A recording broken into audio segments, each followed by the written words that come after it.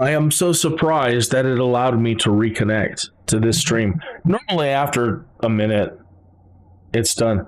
It hard locked my computer. Of course, it's going to happen on a live stream. That's Murphy's Law, right? The powers that be will not let you be happy. Well, some people. I really haven't had many, if any, crashes up to this point, but I was doing a lot of moving things around in that last bit. So I guess I shouldn't be too surprised. But I gotta tell you, it's a very stable machine. I love everything about it. I purchased it pre-made from CyberPower. This is not a paid advertisement at all in any way. I'm not getting paid for anything. Let me get the simulator going again here.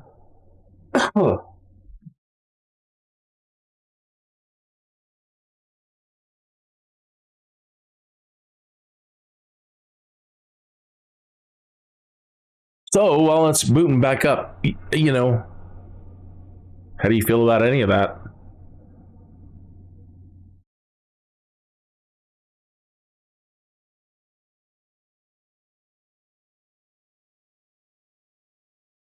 I think if I'm going for performance and let's say competition, there's so many factors. I don't need to do this in 4K. I don't have to. There's no, I mean, I want to. I want to be able to live stream, and eye candy is important to me. So the training is important too, but if I'm doing anything serious, I'm probably not on the live stream.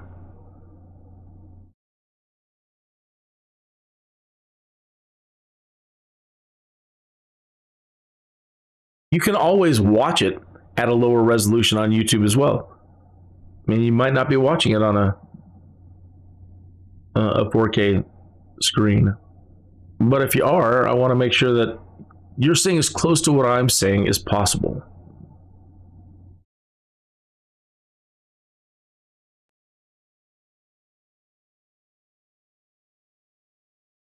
So I think in this next test, the way I'm setting it back to 60 frames, we wanted to get in that control panel though. That's where I kind of crashed.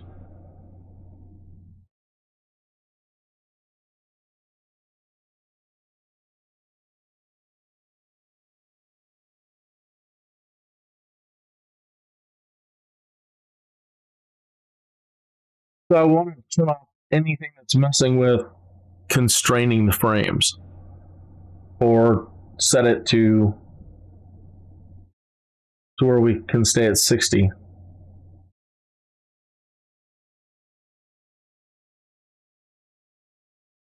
And the reason I'm saying that is because let's just again look at the pipeline.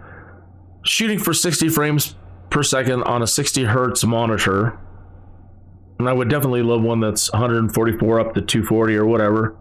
Yeah, if you got an extra one lying around, please contact me. I'd be happy to take that off your hands. If you're looking for something smaller, we could trade. And in the pipeline in OBS says the base canvas is 4K. It's shooting an output of 4K, and the settings for OBS are expecting 60 frames per second. So while I could possibly get this machine to generate more than 60 frames, why? So if you have an expertise in this area as to, well, why would you want to go higher than that? Why would you want to make your machine work any harder than that? Okay, we're back to that 48, and again, I got to get to that control panel.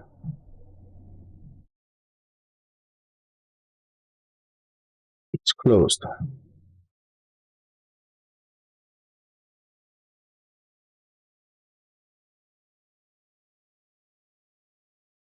Let's open it for business, shall we?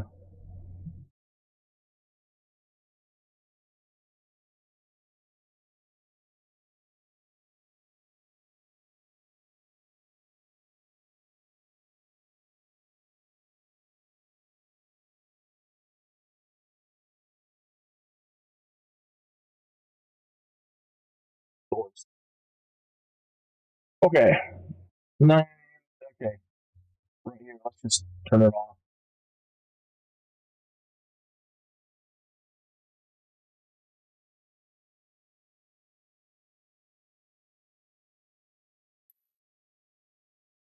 Second.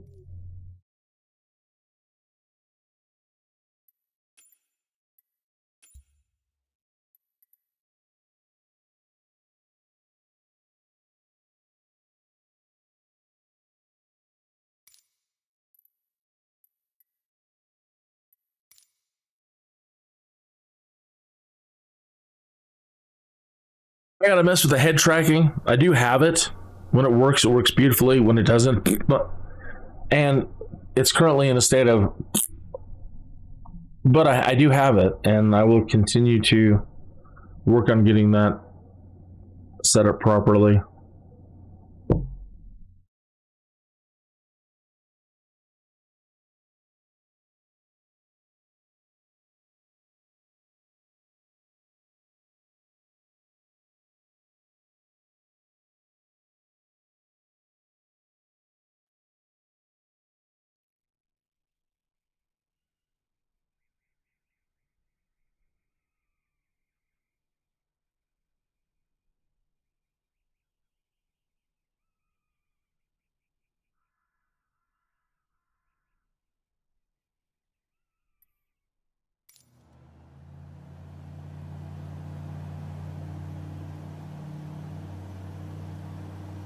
Something's holding us back.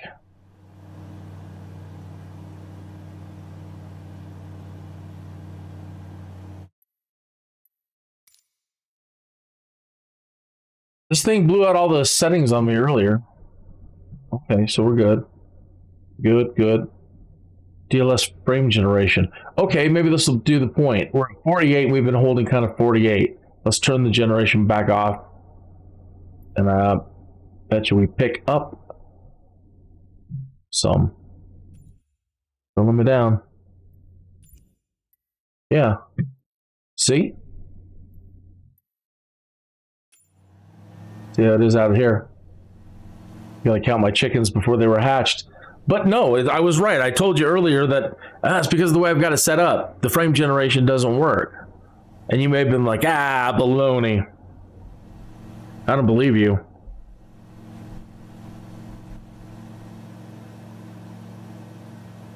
Frame generation, I guess because it's trying to generate more frames and maybe make it look better, but because it's working harder, it's detrimental. That's the only way I can interpret it, by looking up in the corner. It says we're doing 60 frames. Oh, so are we in the right window?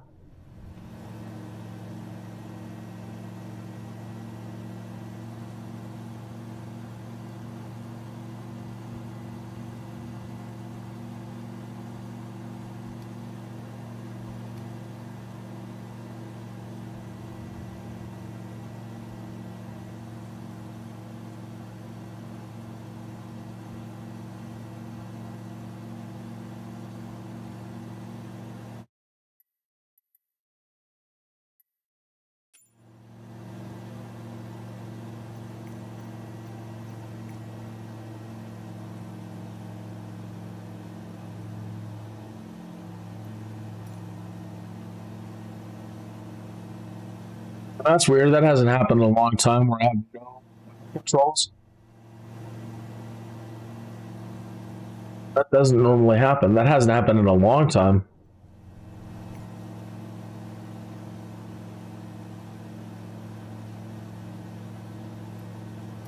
I was hoping that bug was gone and gone for good.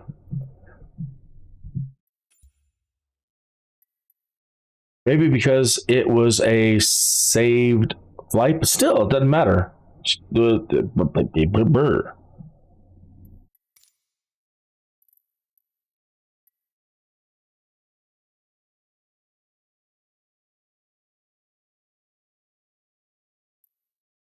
So we were here in Colorado Springs, spawned in Right over here somewhere.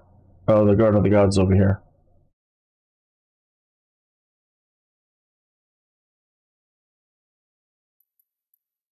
So, over here somewhere.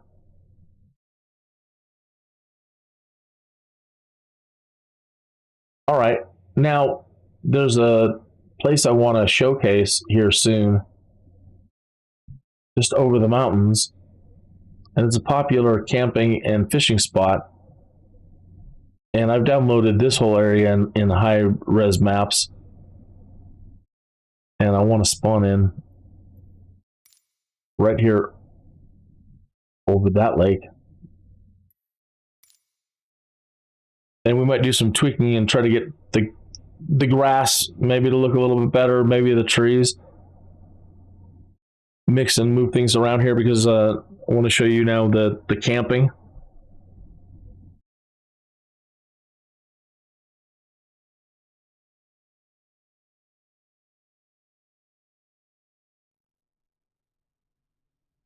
You can turn up the water now. We actually over bodies water.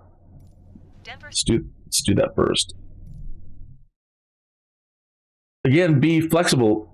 You know, there are certain things like we don't have any buildings around. The buildings don't really matter. The environment matters here, but we can turn it down a little bit. We don't have to have it at ultra. I'm not interested in the buildings, but I'll swap that out for better trees, and I'll go ahead and set the grass to ultra, although I don't expect too much. Always trying to leave this. I can always drop this object level of detail to try to squeeze some more FPS. The clouds, just leave them there.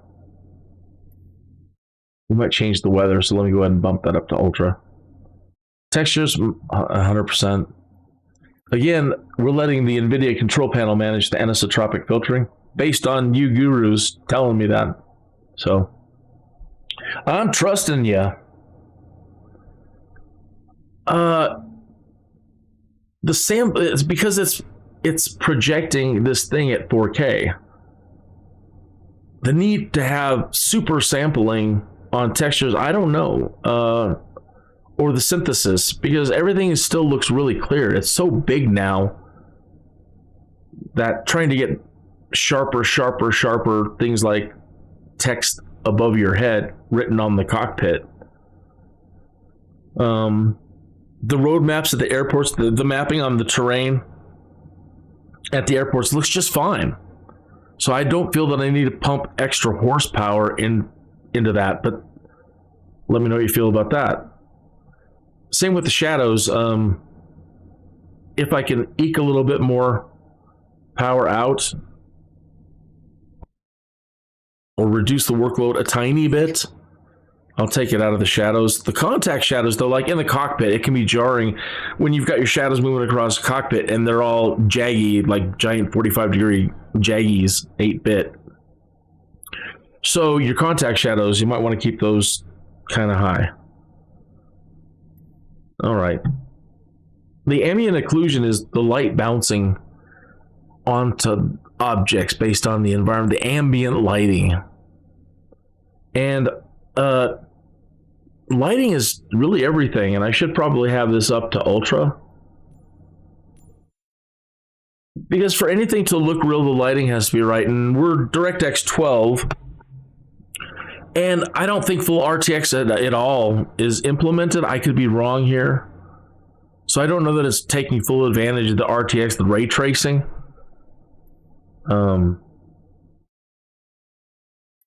In this case, we have the water all around casting reflections. So let's go ahead and bump that up. Light shafts, I adore lighting is everything, so I'm going to bump that up. Leave the bloom off. Motion blur off, okay. And let's see how bad of a hit that. Center icon November 715 Bravo Alpha is type icon 4 miles southwest of Niner Tree. 46. All right, we're not interested in the road or any traffic. And see, I had road vehicles all the way out. There could be leisure boats. I have to count for that.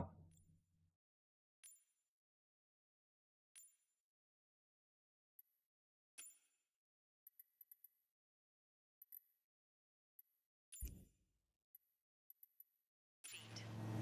Request flight following. Icon November 715 Bravo Alpha Denver Center. It's not ideal. I'm not holding at least 48, and that's what I said earlier. We don't really want to go below that. So I've got to try to squeeze something without trying to mess with the level of details on things that I want for sure. Oh yeah, buildings. Then let's just turn this to low.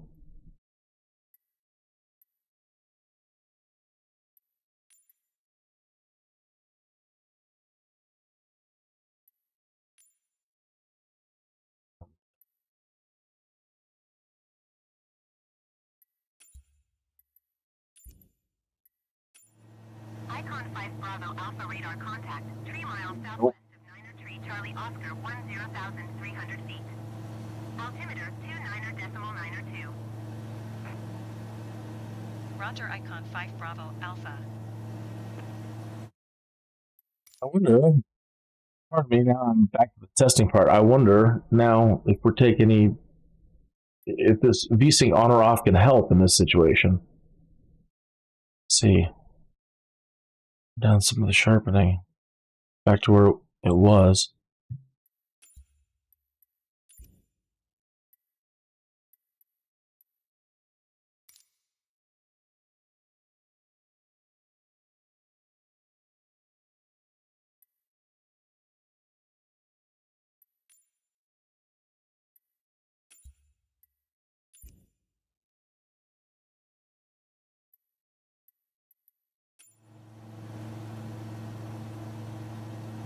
I feel like I should restart.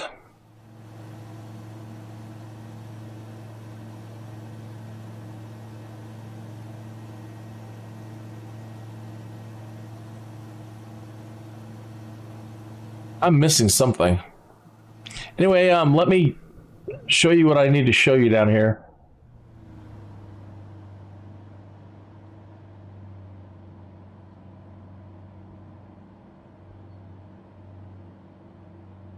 Okay. Getting a little bit better. About 48.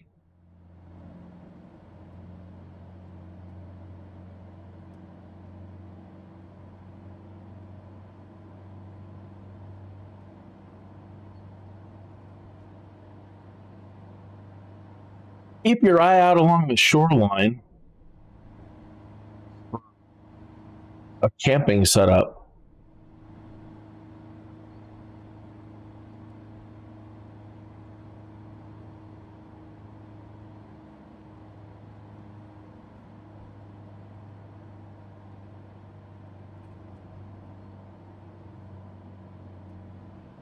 People have shown up since we were last here.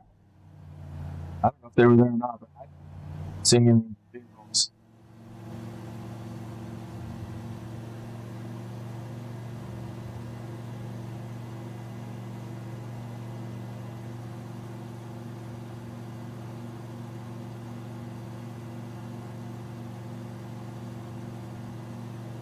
Icon 5 Bravo Alpha contact, Denver Center on 128.375. Good day. I didn't think it was this far back. Decimal tree, 75 Icon 5 Bravo Alpha. Goodbye.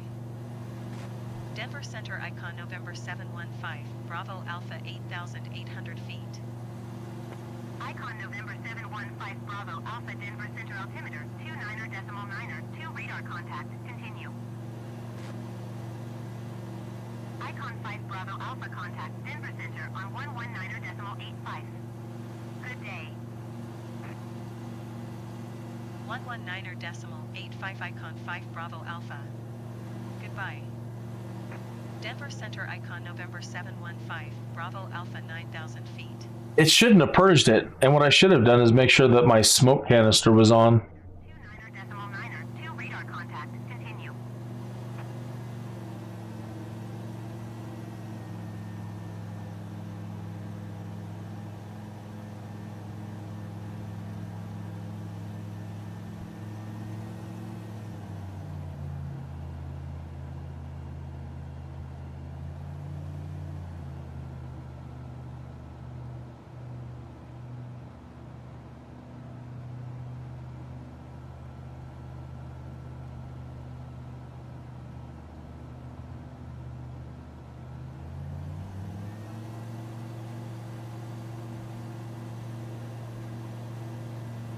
Oh, I don't see it. Yeah, I hear you. Let's make sure that the landing gear is down, dummy.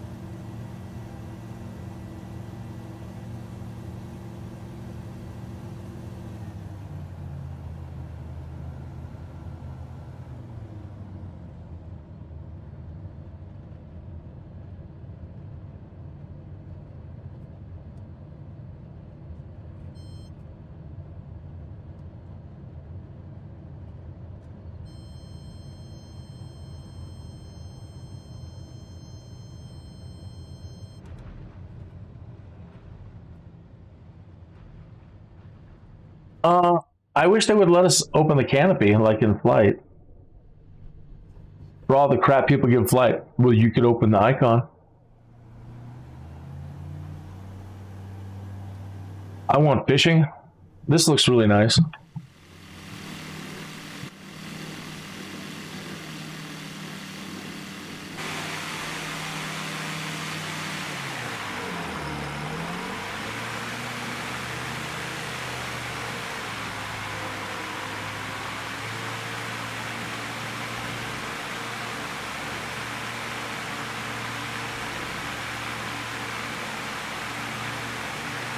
$57 frames.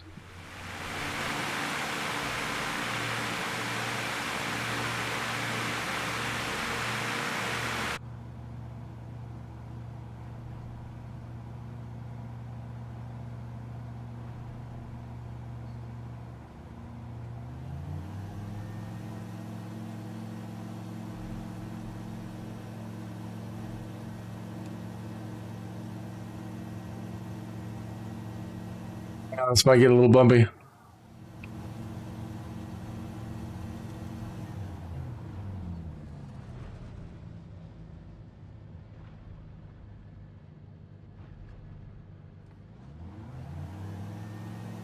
Gotta be careful sometimes on these little marshy bits. You can absolutely get stuck.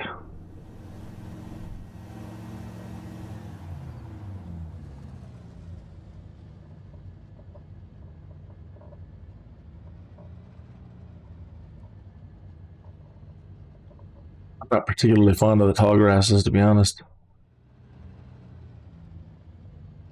Oh, this looks fun.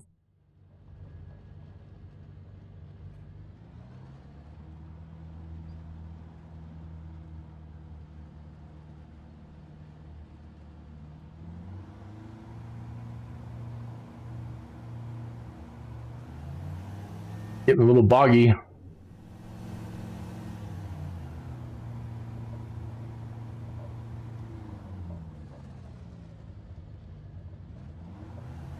Definitely want to be close to the water.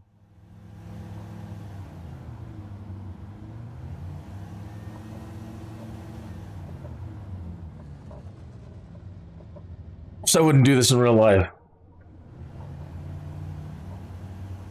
Speed a fine vehicle like this through the marsh like that.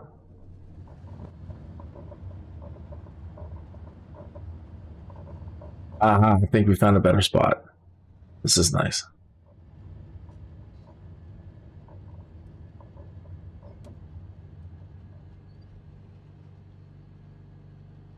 All right.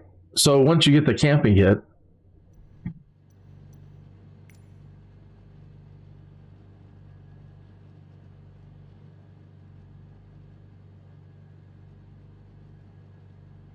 it says our assets are out there still. We recall.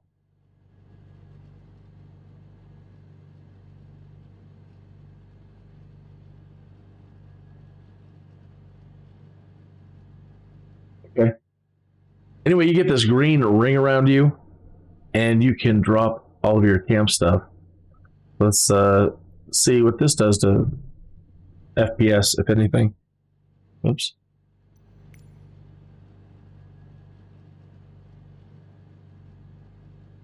I like the winter tent.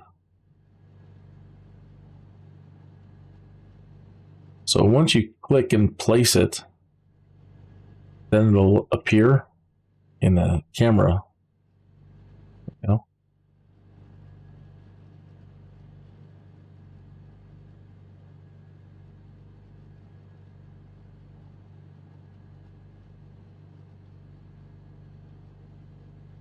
Windsock.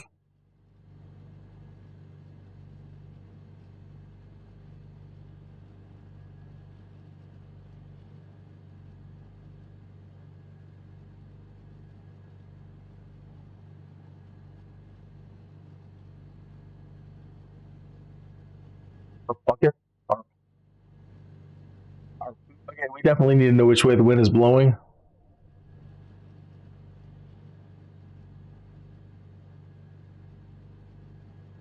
Quality time next to the windsock.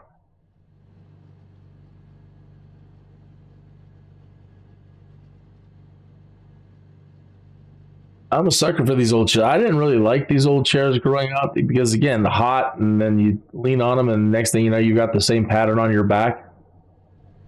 But for nostalgia's sake,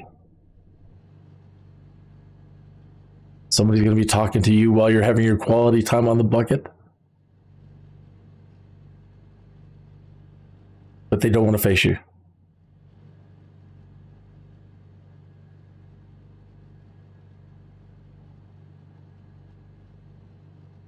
Definitely have a cooler.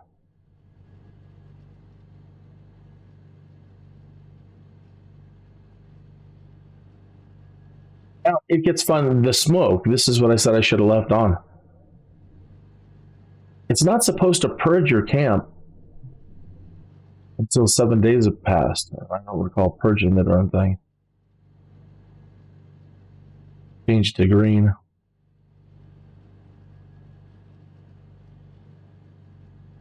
Okay. Now I think the fun part is here. Well, one, if you're all big pimping, you get the big bear rug to put underneath your tent. It's a they say it's a fake bearskin rug. They don't want anybody's feelings to get hurt. Okay, so, and that'll go right underneath your tent there.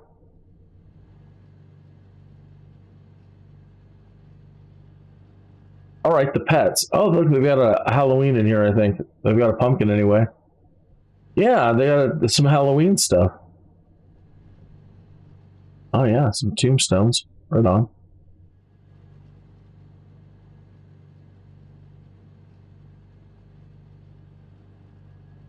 Chupacabra? It's a dead man's party. A monster party. Oh my goodness. I'm getting into Star Trek Online. Skull Fire Pit?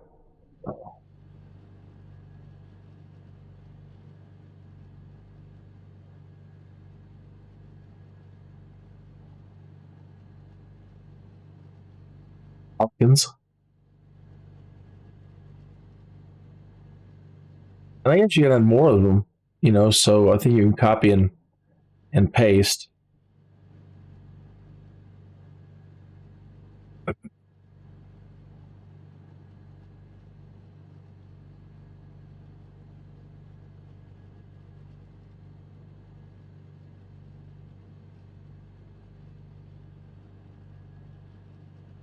Bigger pumpkin.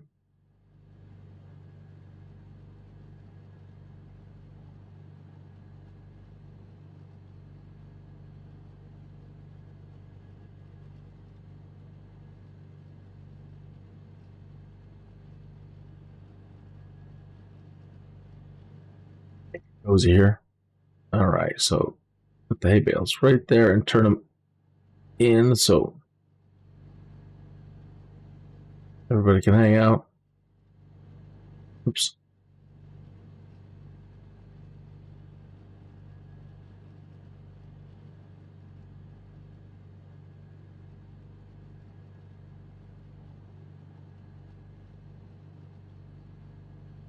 Now it's a dead man's party. make skeleton guards here.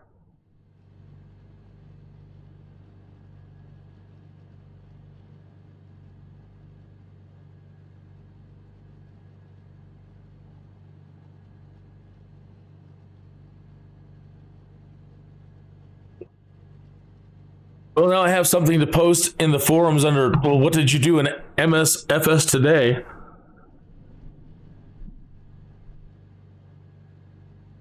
Don't do that. Some extra PP. I don't know about you guys, but didn't know too much information.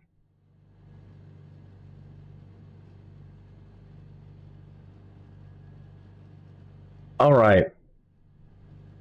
The scarecrow, and then let's break out the fun stuff. That's the animals. Okay, the scarecrow.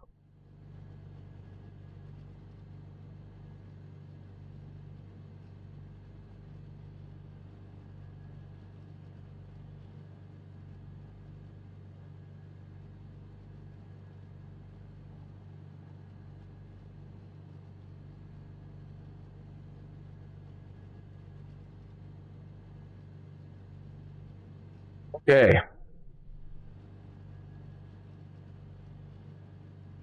Pigs over here.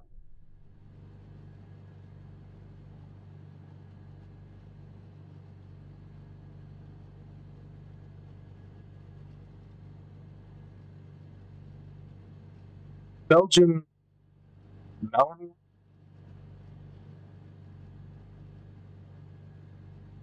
We just fly around your pets. In the Microsoft Flight Simulator 2024,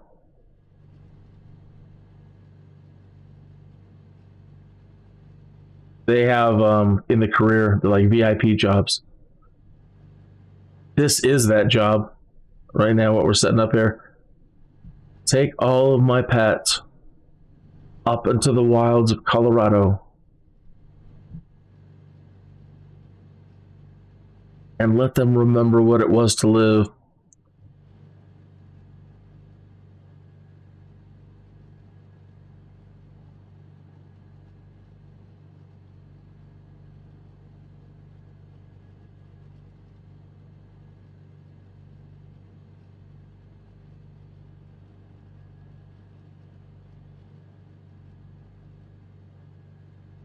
Somebody?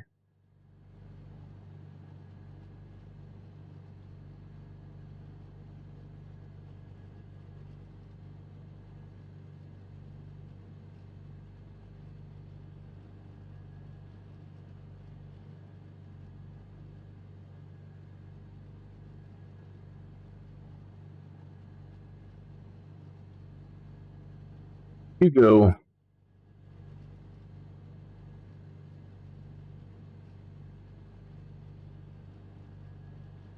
And Nacho.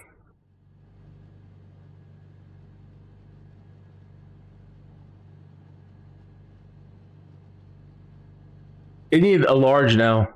A large, like super large, like a feeding trough for the animals. They want to do so. Buffet up here.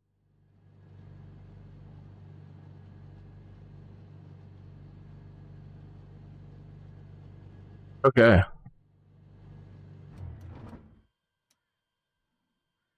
we doing 44 FPS?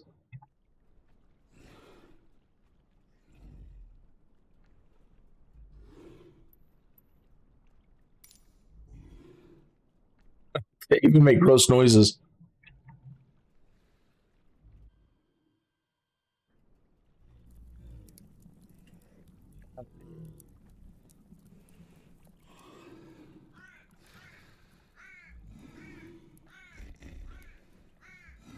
Wow.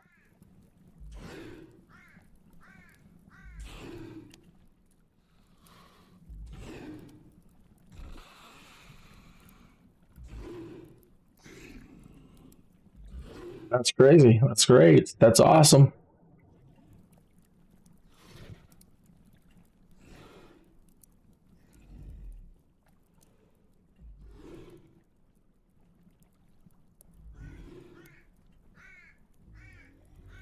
Okay. Yeah. stage this better then.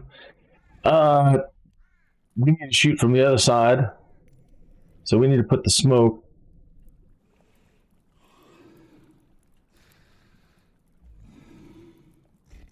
Nice. Zoom it at least this far. Oh.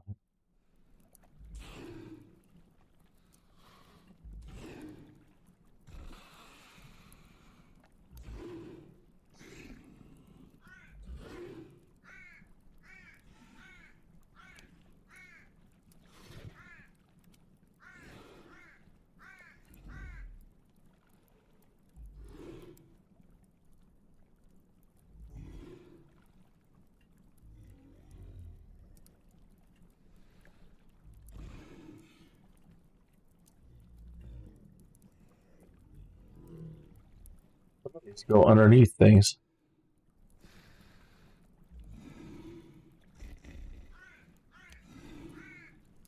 I don't want to. The tombstone's too much.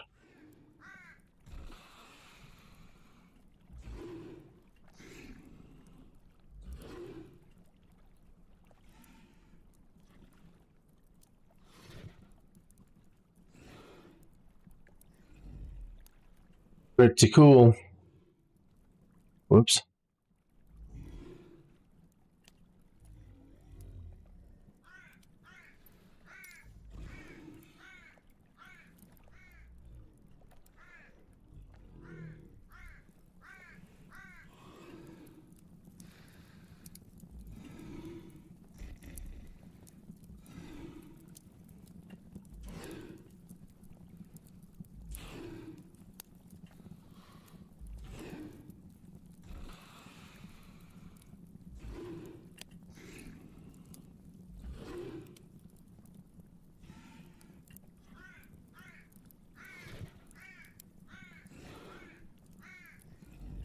Well, that is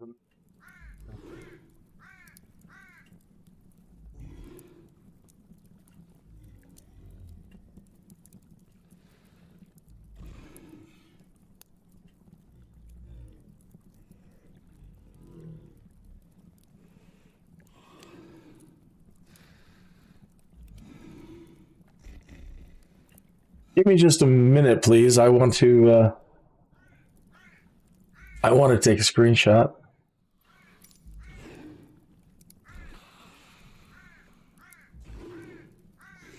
Doing 37 frames.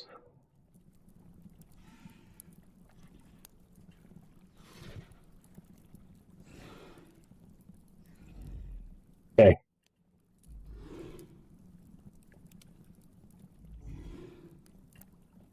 Enjoy camping out for a minute. I'm gonna go post this in the forums.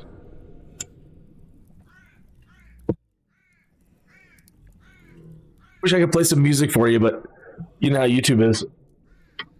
Not yet. The rules on live streaming and music blow my mind.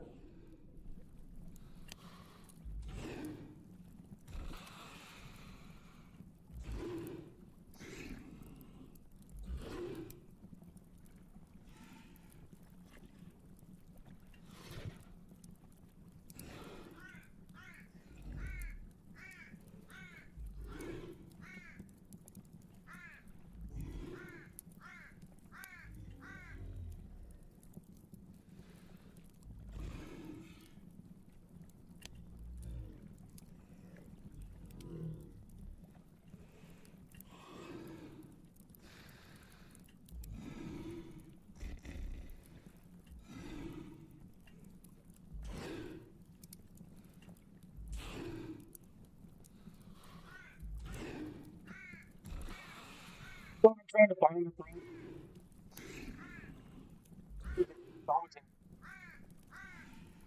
What are you doing? What's in them today?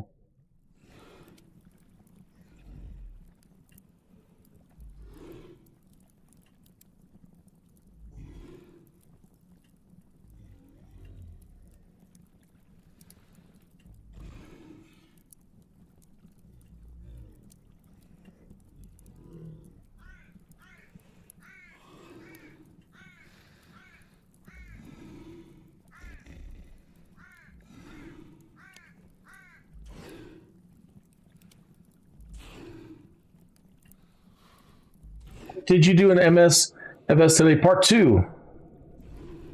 Okay.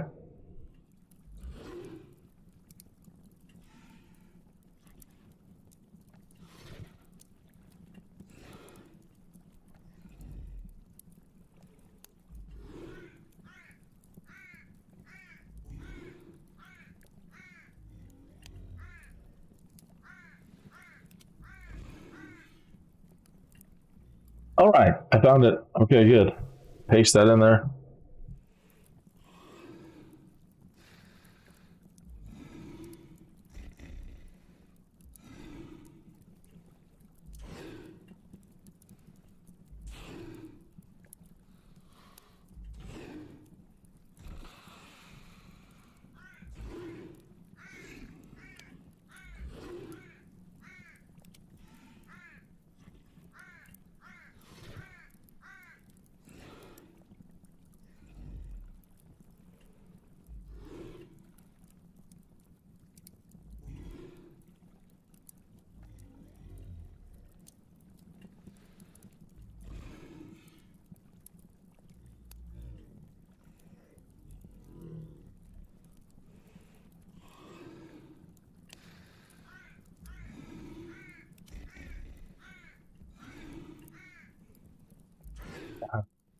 All right.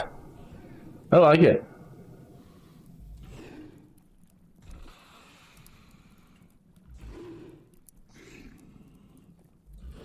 As they are able to add more and more different types of modules, like with 2024, one of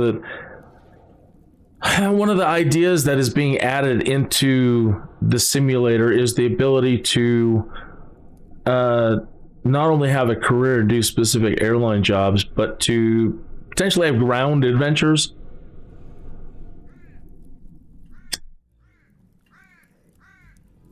I was talking about walking along your scenic routes and stuff, and they add in stuff like this. So adding in more simming. I know it sounds weird. It's like, well, it's a flight simulator. Well, yeah, I know, but it's also 2025 here in a bit. Right? There's, yes, it's a flight simulator. It's probably one of the greatest flight simulators ever to be played with by mortal men at this time. And it's going to keep getting better and better and better. The idea of it can only be one thing when it's great at being the thing it is. In 2025, you can add more to it. Everybody and their mother is scrambling to create like the perfect sim. Everybody smells blood in the water. And if you're into Sims, the Sims or Maxis, the Sim franchise, you know what I'm talking about. Clearly, they lost SimCity. They are losing the Sims potentially. They're killing it. And I don't know if, but anyway, people smell blood in the water. So everybody's wanting to create the perfect sim world, and Microsoft's already off to a great start, and Asobo, and what to build on modules like this. Yeah, you want to fly, but you want to camp out, and I want to go fishing.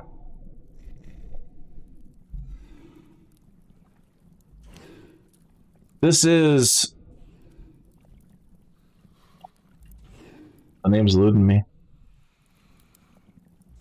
It's a state mountain park.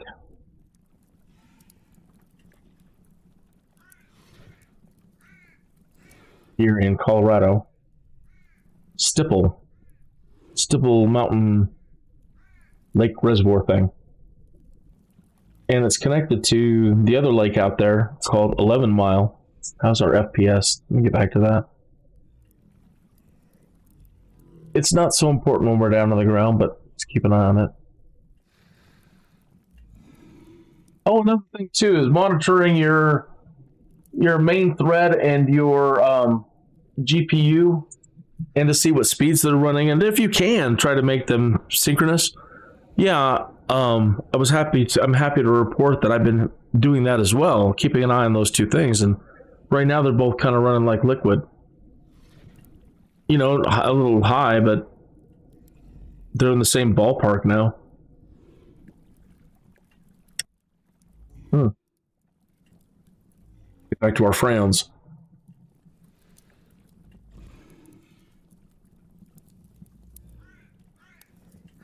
That's what I was going to do. I was going to, pardon, I don't want to stop right on the skeleton's crotch. Okay. It's not that kind of party.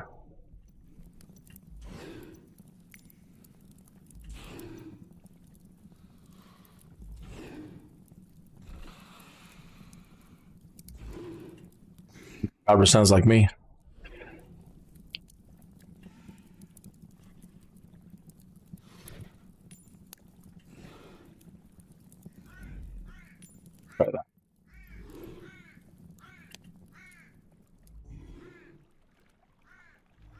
The drone speed is crazy.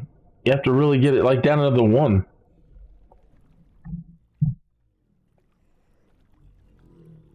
And then you go to 7 and it's flying around again.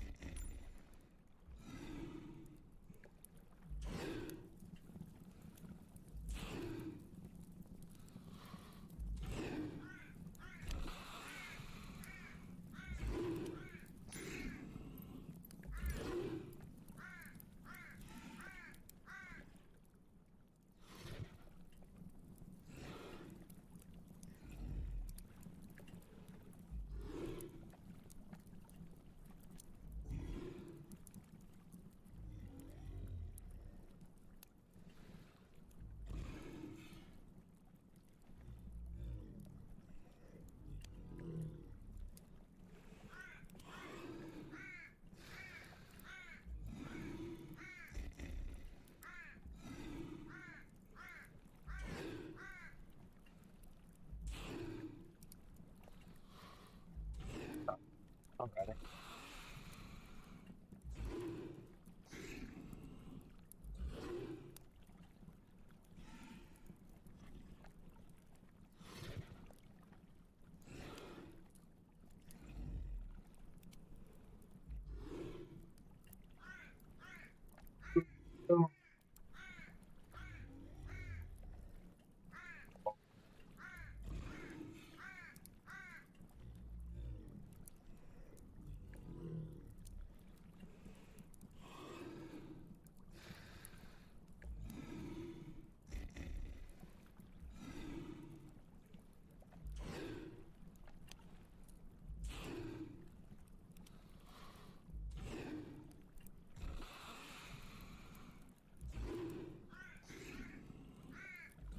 Frames. Yeah, again, it doesn't really matter down here. I guess it's the smoke, but you know, kind of need to sell the a bit of spookiness.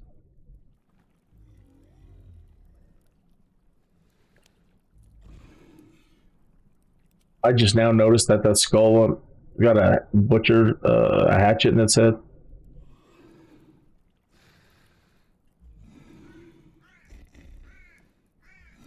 Just take a snapshot one moment.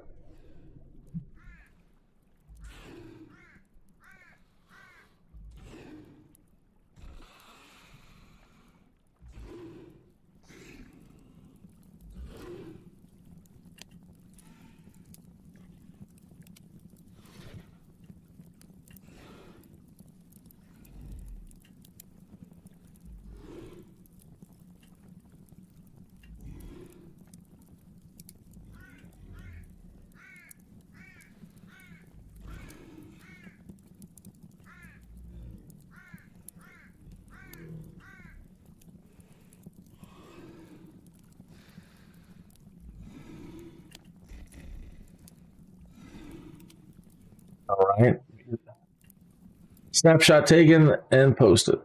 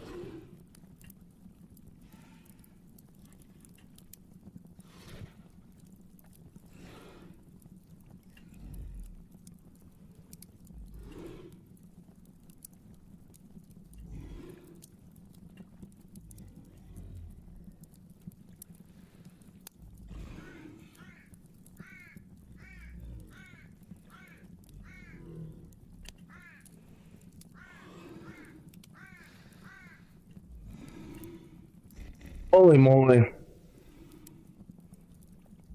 I wasn't even public this whole time. I was still in private mode.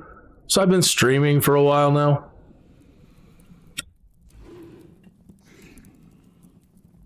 If you want the fast answers on everything that is listed in the title description, rewind this live stream. I thought I was live this whole time, and I was streaming, but it was set to private.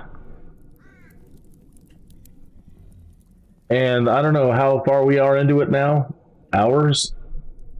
We're 52 minutes and 39 seconds into an ongoing live stream. And all the answers, again, all the answers that you seek that are listed up there in the title. Is DSLL good for 4K? No. Is the frame generation thing good for 4K? No. In this case, no. All the above, no. All I need to do is 60 frames at best, at least 48 to make Thomas Edison happy. But 60 ideally. Now we're down on the ground mucking around with this camping utility now, testing FPS, and not doing 60s down here yet. I can tweak things. I can always tweak things and try to do better. But as far as keeping the render settings right, anyway, rewind this live stream. All the answers and all the data is displayed right there at the start. And we've just been mucking about since, trying different things and doing different things and demonstrating different things, to the point of getting out here camping and testing things on the ground level. The Chupacabra. If you have kids around, hide them.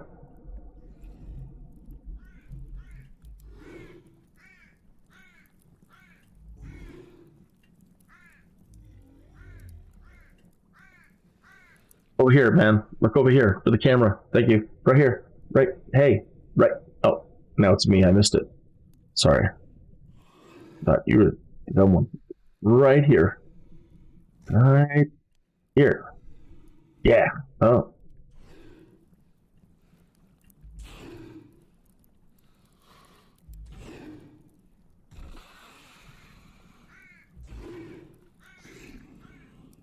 No. I got him. Turn to the side. I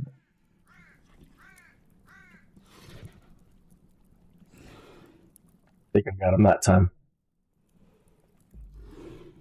So no, all of those things ended up hindering. And we went back and I did some 50 hertz testing, just trying to maintain 48 frames to make Thomas Edison happy.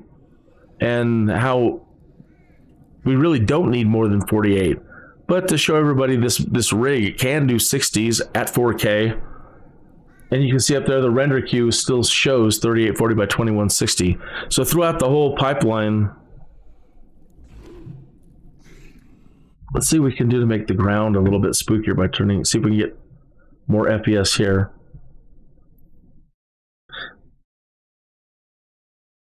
It goes up. Okay, turning the train down a tiny bit.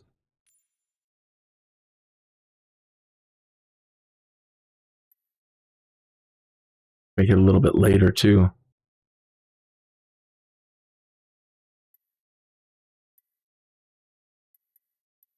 Well, just for this shot, water is not included, so we can turn that down a little bit more.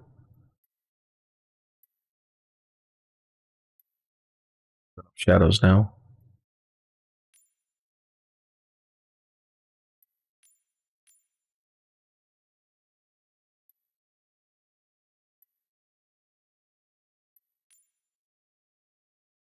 I'm gonna hurt the FPS more than I'm helping it.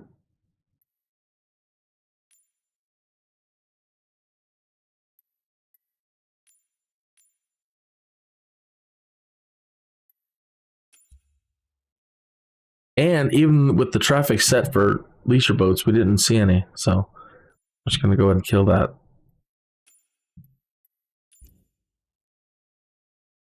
Now, would frame generation or any of that stuff help?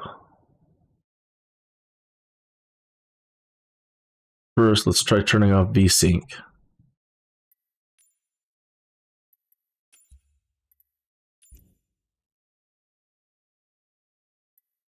That made a difference, Sarge.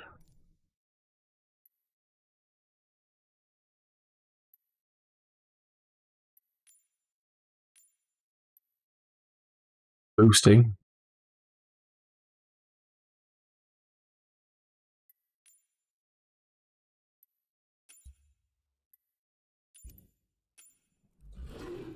No, see, frame generation here, it did it again. It cut it in half. We're down to cinema quality, though. 24 frames a second is movie quality. And it was a standard for Hollywood for 100 years or whatever. So, in a weird way, we're still good at 24 frames.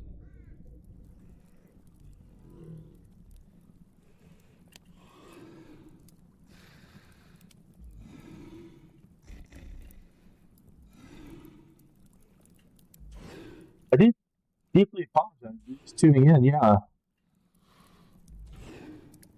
I'm making rookie mistakes. I haven't been at it for so long again that forgotten how to run things. You just become sloppy, and I had the live stream set to private for the first 59 minutes. So all the answers that you are looking for with regards to the DLSS, all of that, rewind the live stream. All the answers are right there at the start. And the simple answer is that none of it helps. Not when you're trying to do a render through the pipeline and make sure that when it gets to YouTube, it's 3840 by 2160. Setting anything else on, having the Nvidia stuff on, doesn't help.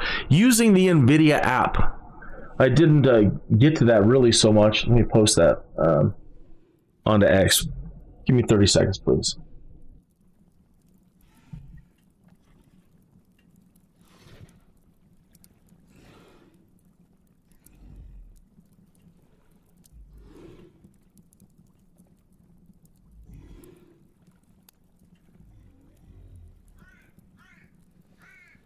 Okay. The Nvidia app.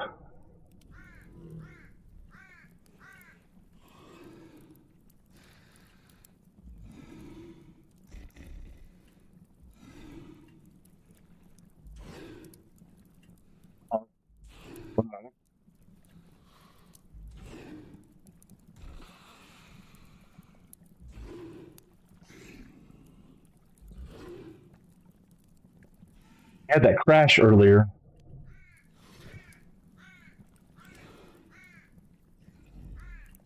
Set it all down. I was prepared, but I wasn't prepared for that. All right, the Nvidia app. Okay, I love it. Again, I love it. If you just want to make things simple and just, use tools like this, and you're not concerned about ensuring it's absolutely 4K and you're not going to be live streaming, you're gonna love it. But here at home in this thing, you can have the app optimize your settings for you, right? It's like the control panel, but it's in here. But it does optimizations for you, and you can move this slider around. And here's where it's saying it would like to optimize my system. Well, that's not what I've been after today, so it behooves me to not use this and launch the game using this app, because it'll override all of your settings. And a lot of things that you're, again, specifically trying to keep off at certain times, turn right back on. For example, if we scroll down, I don't, let's got that off.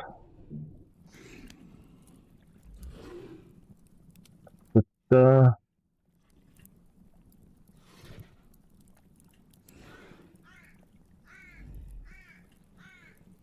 yeah, we turned up the grass.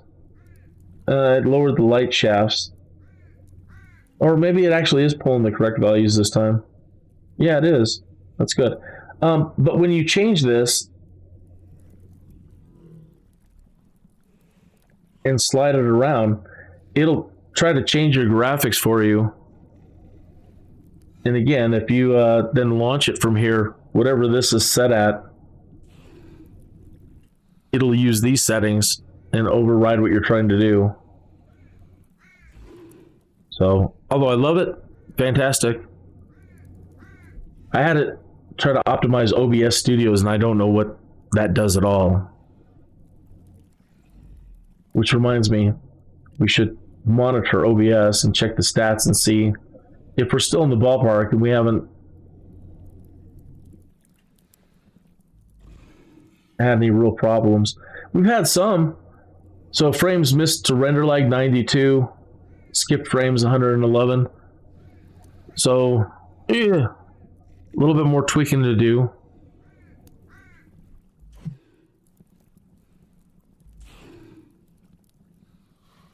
Reset that while we're down here, see if it's being caused by this environment.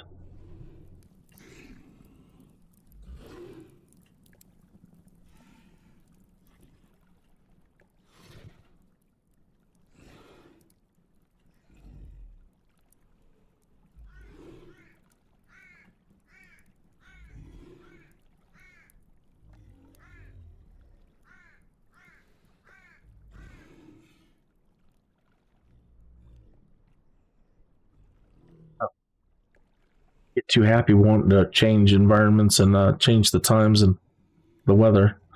Kind of get back to where we were framed. That's good enough.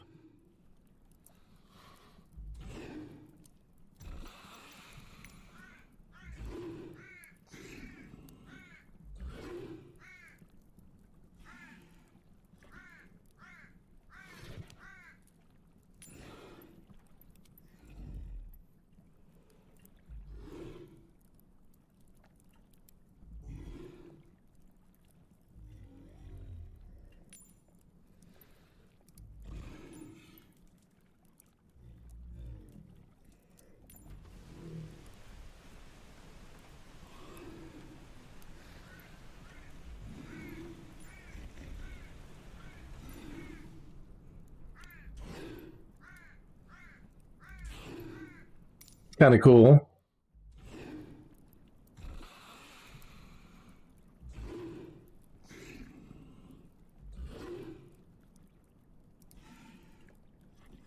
That's why we're hiding in the airplane still. I haven't found a way to turn your pilots off when you're camping.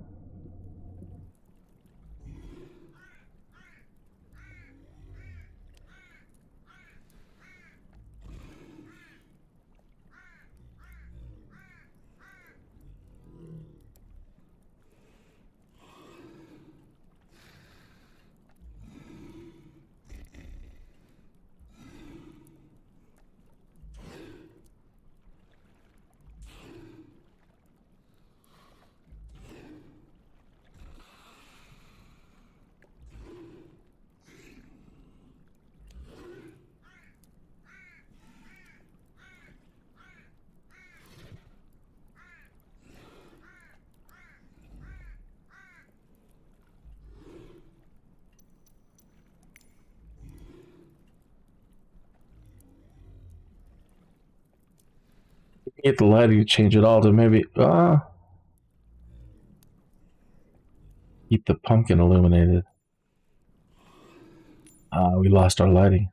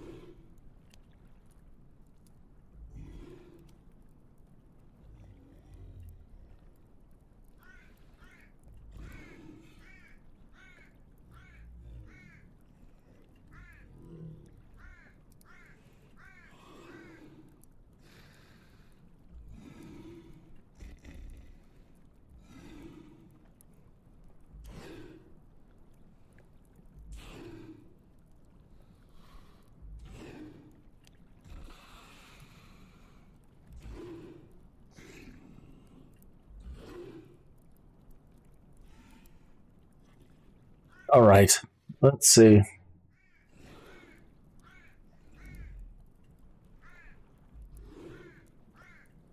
Hey, get back to the chat room.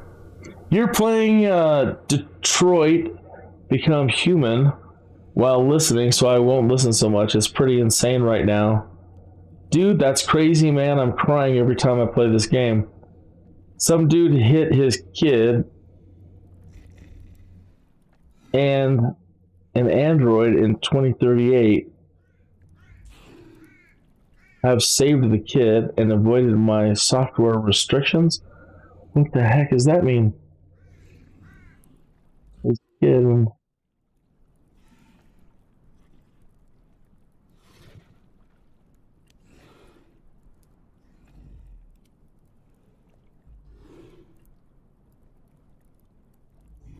I don't understand the thing you said, sir.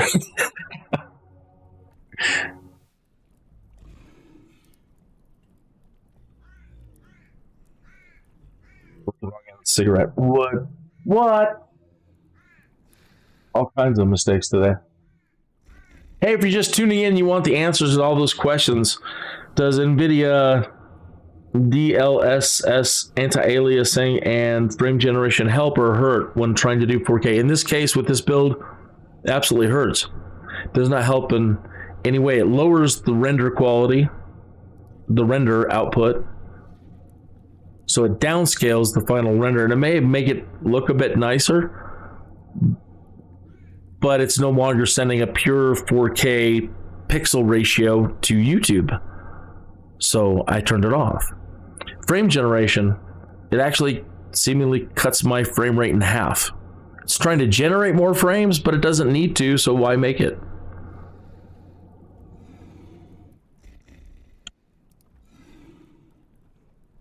Right now, while we're on the ground, I've got things more optimized for ground textures and, 60 frames a second when we're standing here looking at our campsite.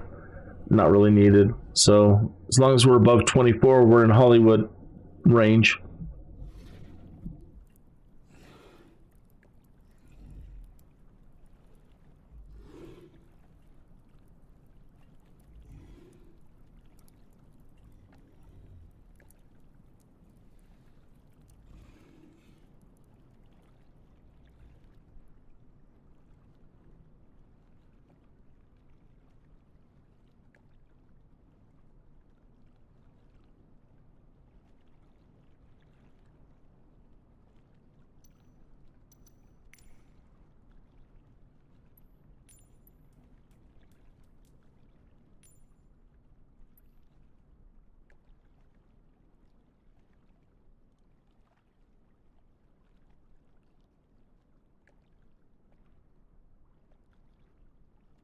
I'm doing airline flying. I love flying at twilight time.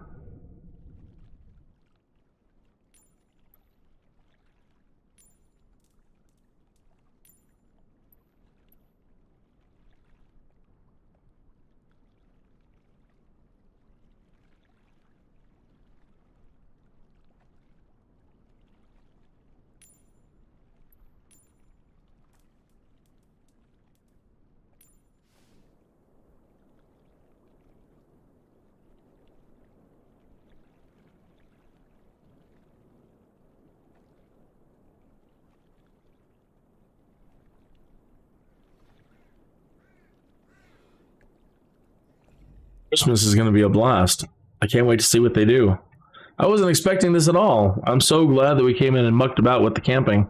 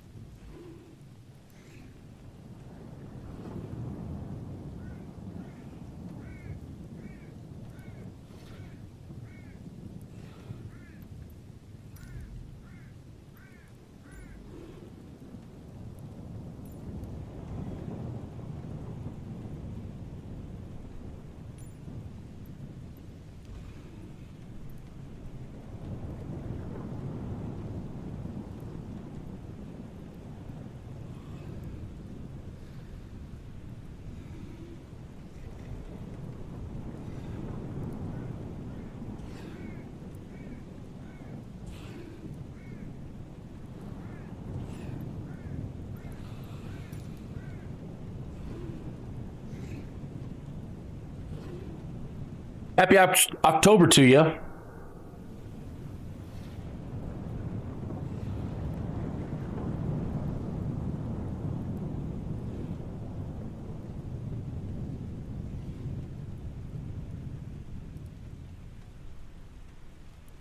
Okay, so what I'm getting is you're playing a game. You're playing. Okay, is the game called Detroit? If so, I think I understand what you're talking about. You're talking about you're playing a game called Detroit.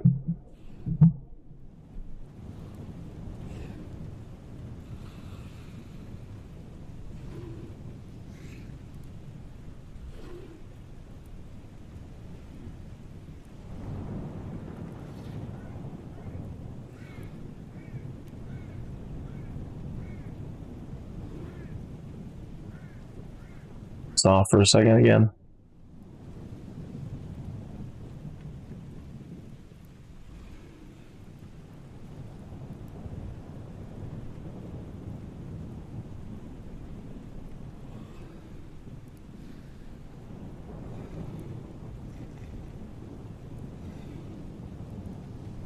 I could get a shot like I was gonna say I need a shot like this when the lightning goes off.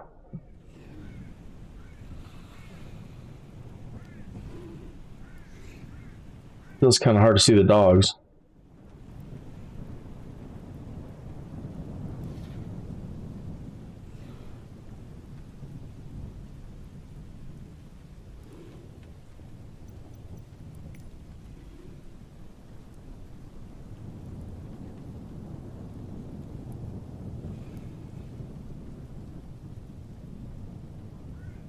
Oh well.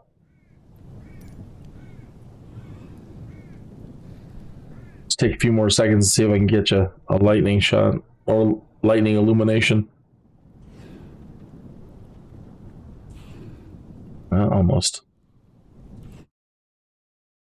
Oh, don't you freeze up.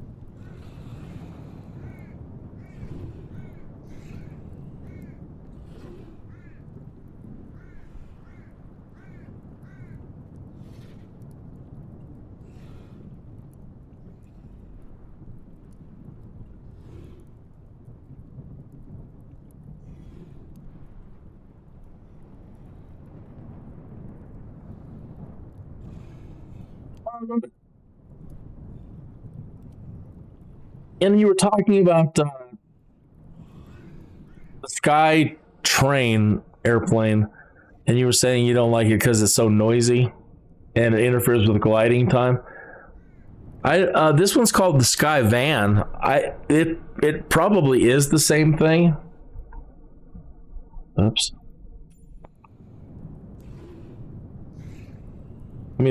Let me save this.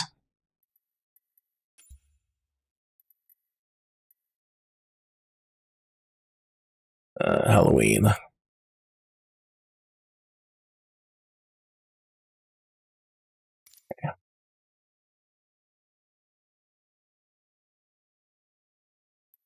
If I can change planes from here.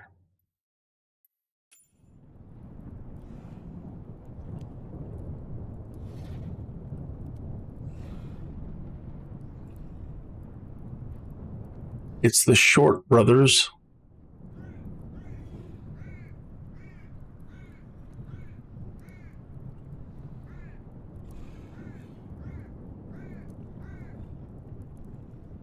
Sure.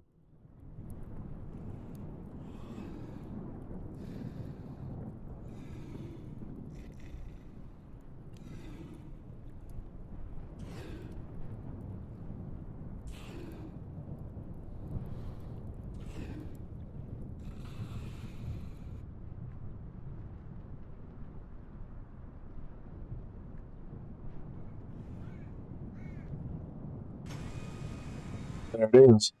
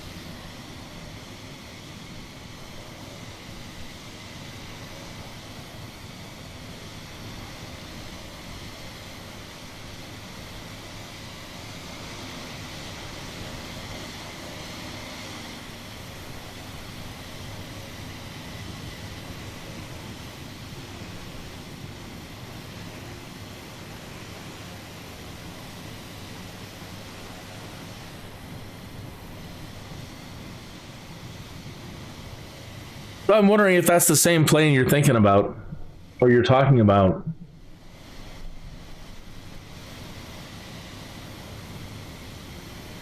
It is loud too, yeah. The game is called Detroit. Detroit Become Human. Okay, I will look for that. Detroit Become Human.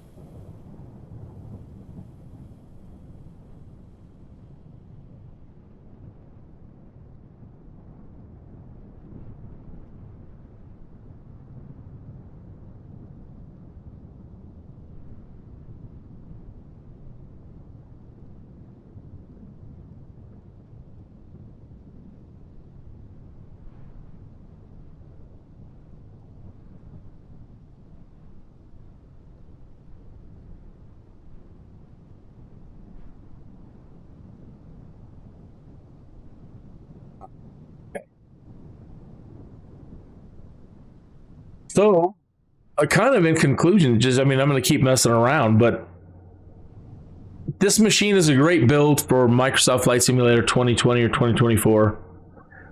And if you absolutely don't have to be streaming 4K while you are using your flight simulator or doing anything else crazy, this machine will give you everything that you want. I think that the way you configure the machine and muck with your settings based on the type of flight. Again, are we flying in this kind of lighting? Are we flying out here in the country? Are we flying out, or in the big city? And the settings will allow you to apply your ultras wherever you need to apply them. Like right now, even under these lighting conditions, in this situation, the vector of the ground now becomes less important. Where in the daylight, it's absolutely, I want to give you the best ground level experience, the vector data, right? So right now you can't even see too much, right? So I don't want to sacrifice that much, but I'll drop that. The terrain level of detail, right now we're under foggy conditions. Objects, people are saying crazy keeping it up here anyway, but we're not really looking at too many objects here. Clouds, yeah, ultra. Texture resolutions, I'm going to just leave that there. But I don't have to in this particular situation at all. Just usually messing with texture resolution requires restarts. The sampling, I'm just going to leave it. Shadows, this where you can take out some of those things and pump in more of the shadows if you want to make it feel a little bit more real. You've got the horsepower. The reflections, I don't need so much.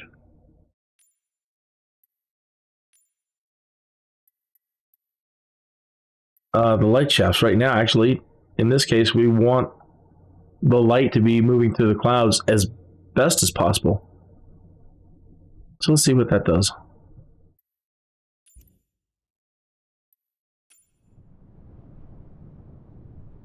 Now we're in 43s. No.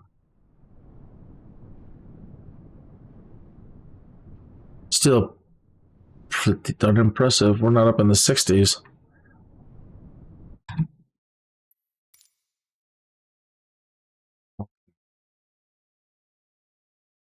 Oh. Frame generation. Yeah, it puts us up in the Edison territory. And let's turn off this reflex stuff and see if that actually hurts or helps. Off and VSync back on. We don't want it to do or try to push more than 60, if at all possible. Oh, there's 50. So keeping Edison happy, he's like, I don't need more than 48. I was saying earlier that according to Thomas Edison, the human eye sees at 48 frames per second. So actually, theoretically, if the eye doesn't see any faster than that, what is the point of trying to run your game at more than 48 frames a second? Why do we want to strive for? I mean, is it more real, or actually are we moving into synthetic reality then? Because I mean, it may look more real and move faster and everything moves faster, but it's faster than our eye moves.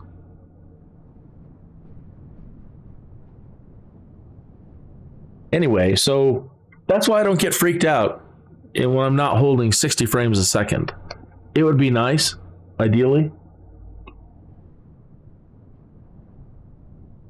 If you have a 4090, you're going to be moving up to the latest with the 50s. Holy moly, wow. I'm still going to envy a tiny bit because I'm not playing with that level yet, but I've moved up to this level. This is the highest level I've ever had. I've never owned a PC that could do this.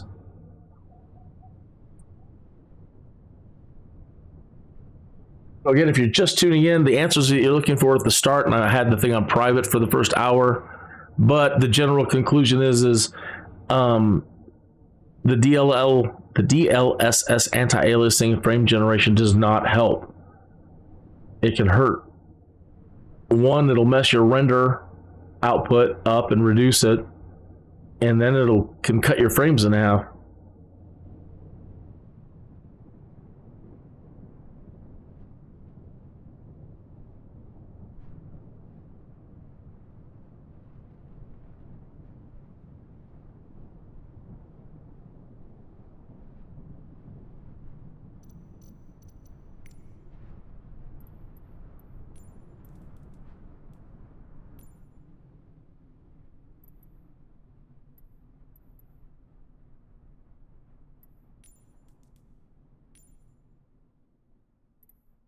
Wow, the weather has a dramatic effect on your frames. Now we're back up in the 60s just by getting rid of some of the heavier weather.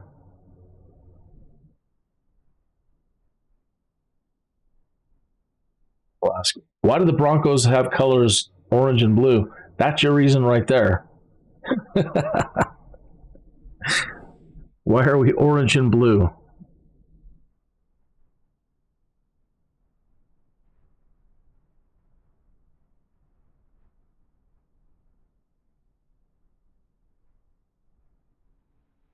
That's 11 Mile Reservoir over there. So if you're looking for a great fishing and camping and hiking without being up in the mountains, you know, and having more of this type of terrain, this is the place to be. It's very popular in Colorado. Used to come here a lot when we were kids. Anyway, with that flick of the switch right there, if you're just tuning in, that shows you with this rig, you can, and also though you've got to have a good internet connection, because I switched to a fiber optic network and I'm doing 50,000 kbps. Did I just crash the simulator?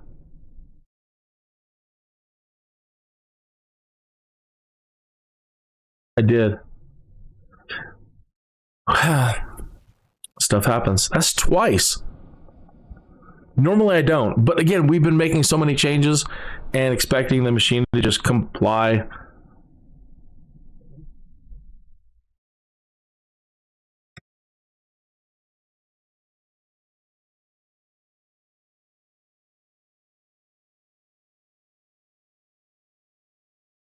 The only downside, or the only negatives I really found, are in OBS.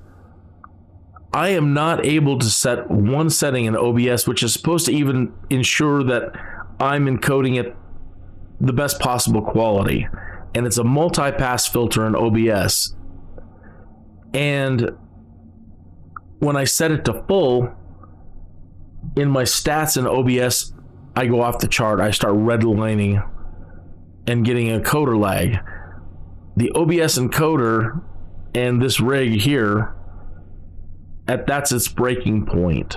So I have to leave it on quarter resolution. But now we're just playing in small amounts of pixels.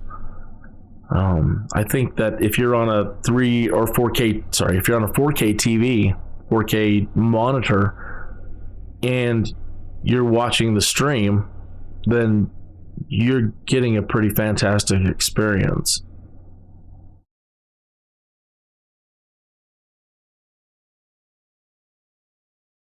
So I think it will absolutely be less. Again, I think that right now, it's just that I'm trying to push it so hard and demonstrate that the machine can do it. But, you know, in all honesty, you know, I'm going to probably end up, well, I'm doing what I'm doing today. I tune things the best they need to be tuned, I suppose. I've even thought about coming down from 4K. I mean, not everybody's on a 4K. So I could save a whole lot of horsepower by coming down to 1440. But I want to know that I can do this. I've never been able to do this. And the fact that I can, and it's, you know, mostly stable, I'm so thrilled.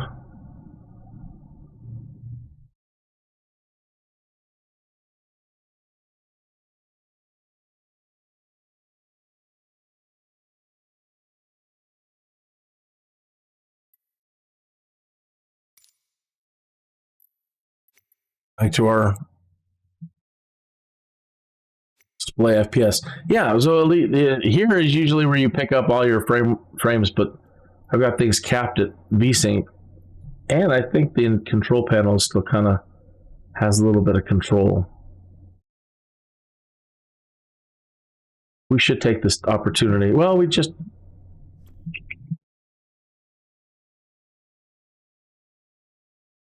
Well...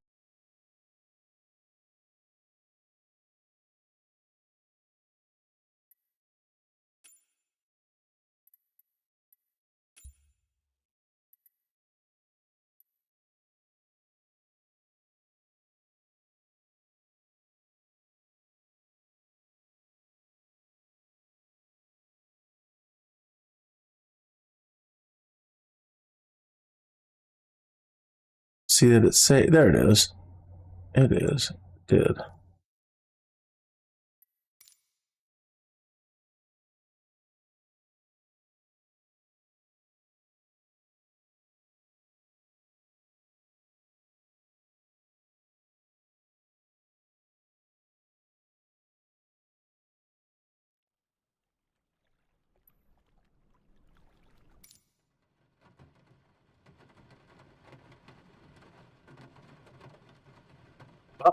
48.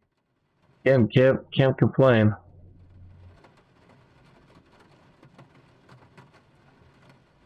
$60.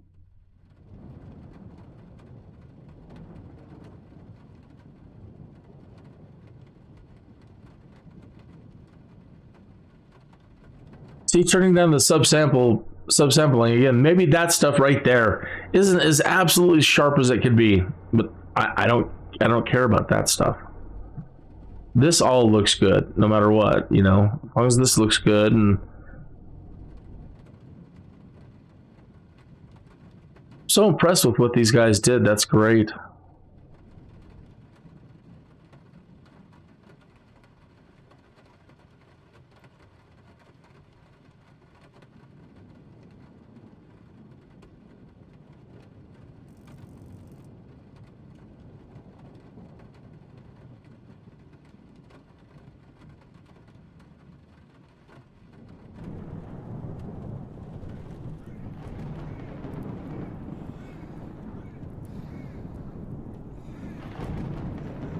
They got those guys to move. I wish they could get the animals to maybe do other things, and maybe they will over time. They're pretty chill. They don't. The dang camera's whack again.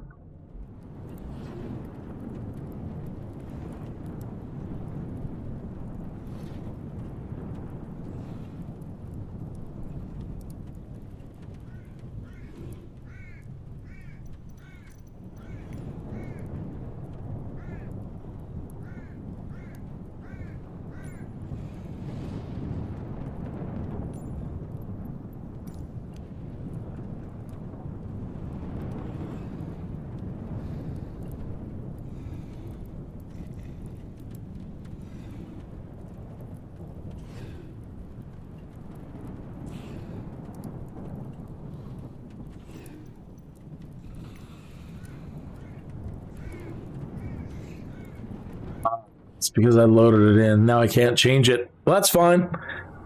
I wanted to keep this spooky atmosphere, I guess, locked in anyway.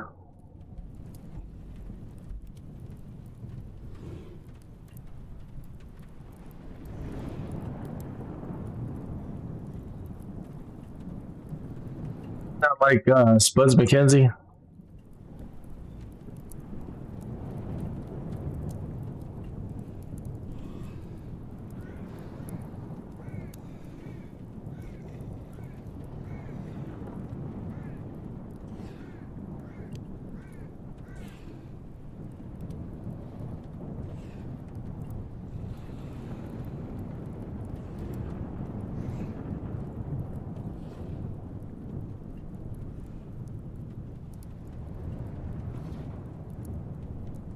Yeah, I think that'd be a lot of fun if you're the one flying and giving the lesson. No, I haven't really done any acrobatics or aerobatics. I know some, you know, the basics like Immelmans and stuff from flight DCS world. You know, having to know some of the acrobatic maneuvers. Not acrobatics for like showmanship or shows, stuff like that, but yeah, I'm happy to do anything when it comes to flying, Captain. Anything you want to talk about, we can do it. Thank you for all the gliding stuff. I can't wait to do more of that.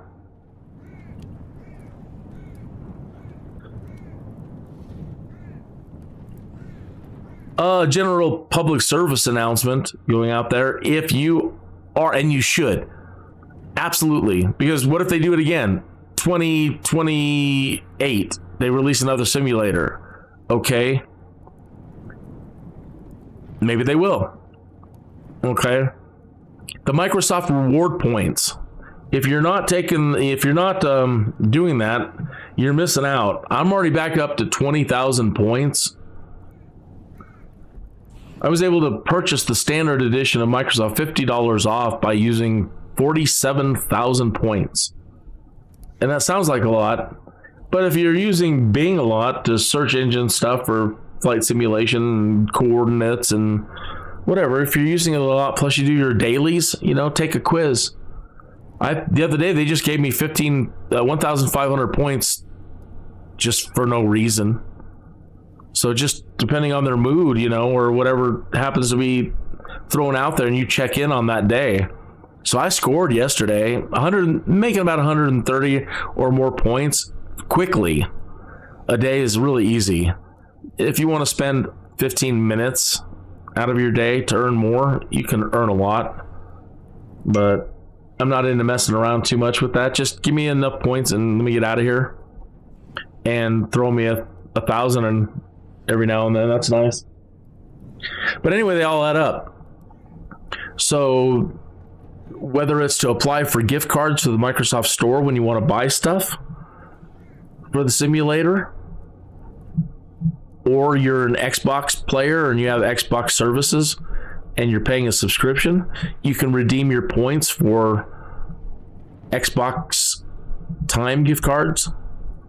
So either way, if you're going to be in the Microsoft Flight Simulator community at all and you're going to want to buy stuff, you're going to be wanting to get those free points to get a discount on everything. So I'm not sponsored by Microsoft. It's just that I saved a ton of money and I'm really happy. And all I wanted was the standard edition anyway. I paid $20 for the standard edition.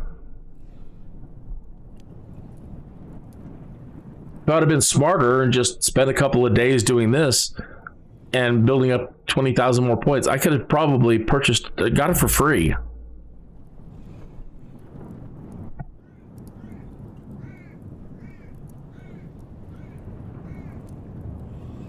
Okay, so yeah, you're going to get 2024 and you're going to get Discord. That means we'll have voice communication, and you want to do some aerobatics in gliders. You got it. Absolutely. That will be a fun live stream. Hopefully not too embarrassing of one. Okay. All right, so down on the ground now, we're back. We're still holding 53 FPS. I saw 60s when we first came out of the canopy.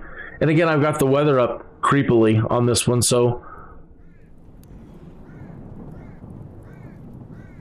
this demonstrates with this rig, you can still do 4K on the ground, and with the right settings, keep your FPS up.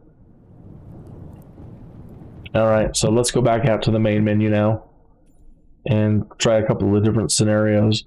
Some of the new terrain that they've added in with the latest updates, the ones that they're hyping is like, these are the maximum maps we've ever produced. It's whatever the meters level of detail is in Germany and Switzerland. Those places actually make my machine slow down. Now, when I get another 32 gigabytes of RAM, maybe it'll smooth out those places, but I have to really be on the settings to make those areas run nicely.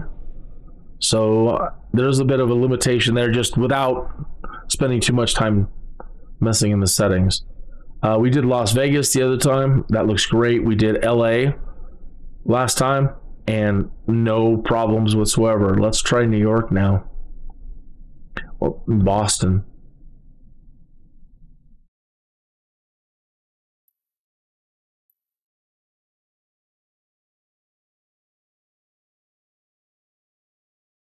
Boston is a big place.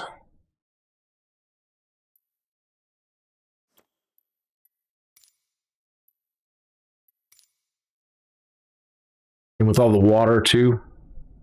In my head, if you're a comic books fan, we used to argue this growing up. Well, if we think Metropolis is New York, I agree with you.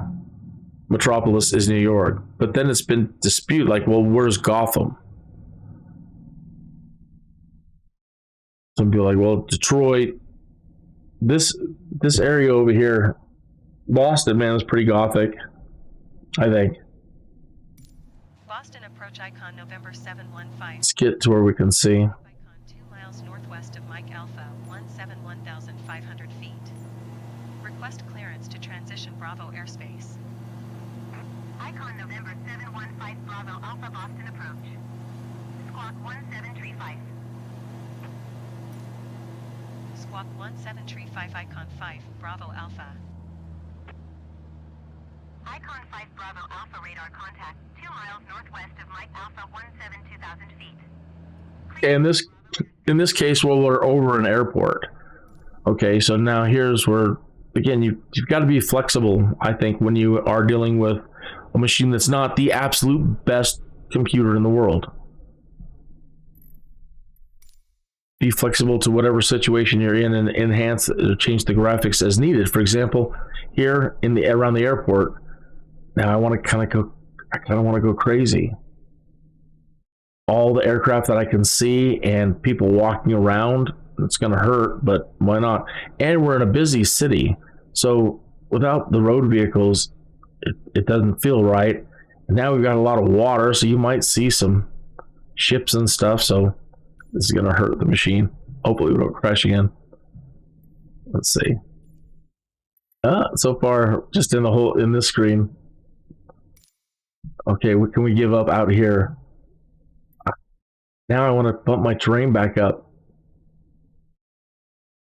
I want it to, and the vector data, I want it on ultra. Grass and bushes, nope. Trees, nope.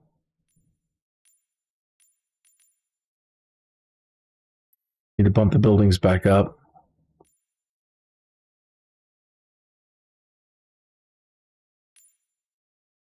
That stuff's up. Turn that down a little bit. Turn up object level of detail. Ultra. Water. Shadows. Terrains. Yikes.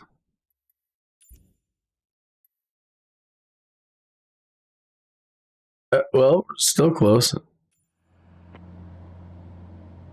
Cleared through the Bravo airspace. That's not bad. I thought we were going to take a much bigger hit.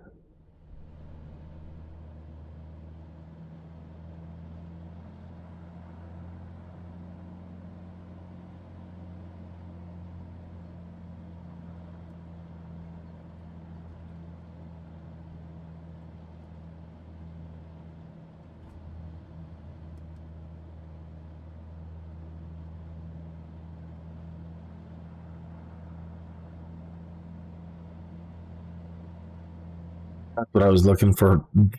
That group of buildings.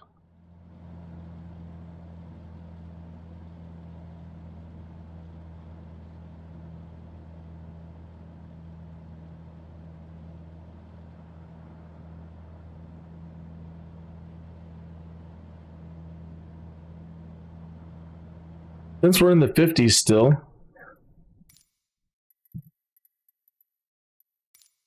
turn on real world air traffic.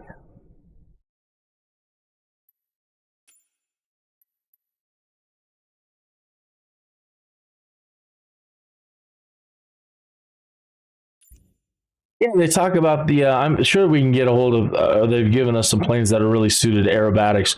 I know as the Cessna 152, there's the variant, the acrobatic variant. It's built to withstand stresses better. So that's another really good option for trying things.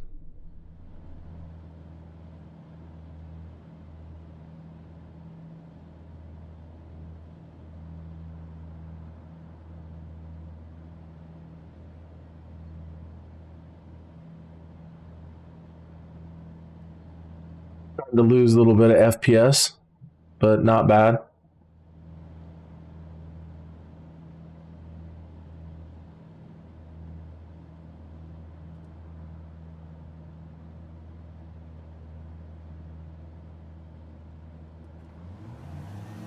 But I can eke out some more if I actually go and clear the skies. Oops.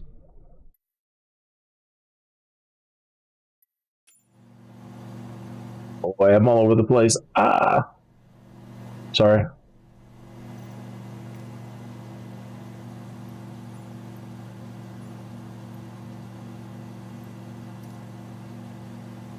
Keep this closer to 60 for skies.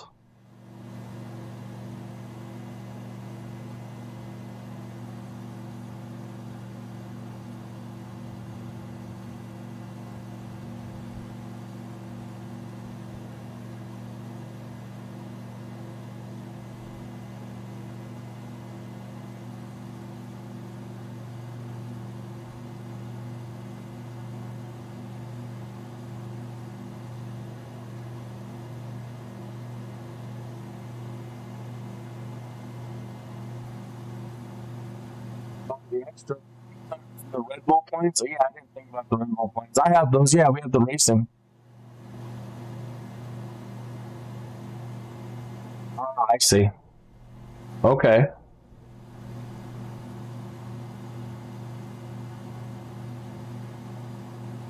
All right, I'll grab an acrobatic plane here in just a moment.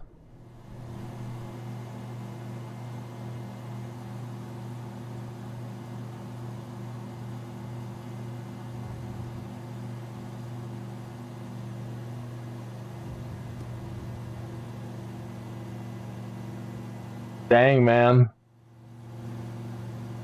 This looks so amazing. How are we at? 53?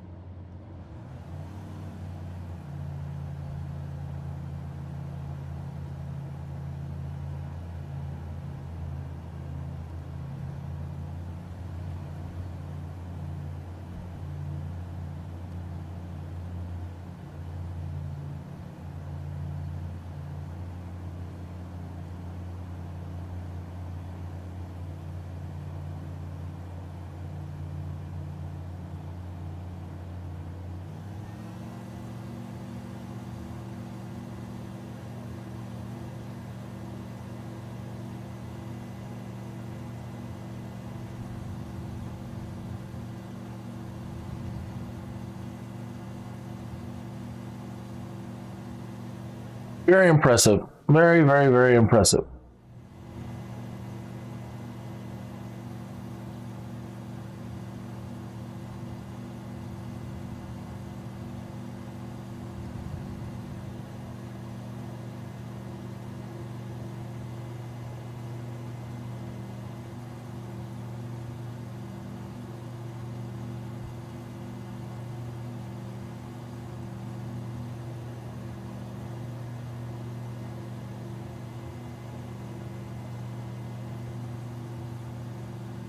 Not so much here. I mean, it's all right, but it has a tough time with bridges. That'll all hopefully be improved in 2024 as well. But if not, still, I mean, ultimately, I can't complain too much. It's a flight simulator. That it can and potentially will get better than this, hurrah. Maybe if you have one of the uber top computers, maybe just a few more triangles and you're going to get it.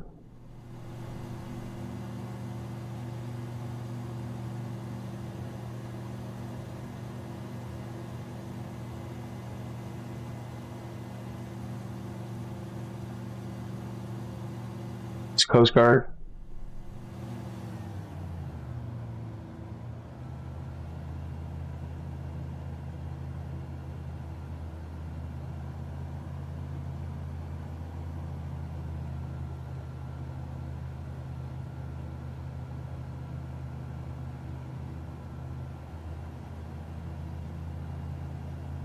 Okay.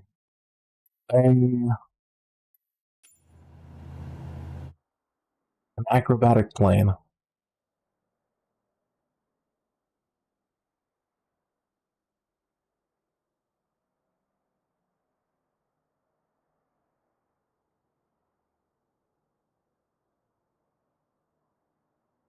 don't think I have any of the racing planes loaded in.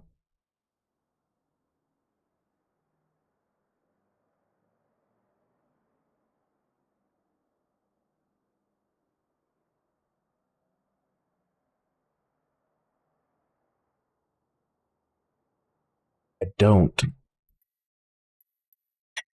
Because I don't normally fly them. So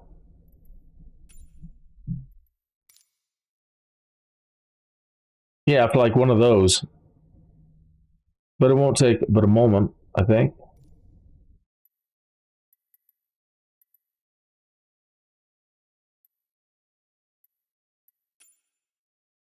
I haven't reloaded a lot of things because the Switch is coming and Again, I wasn't expecting to fly them.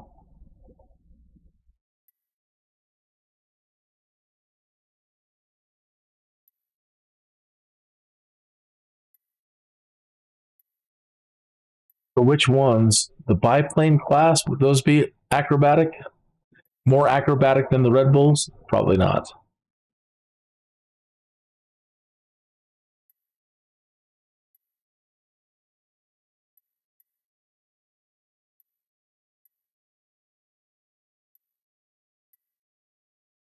Things.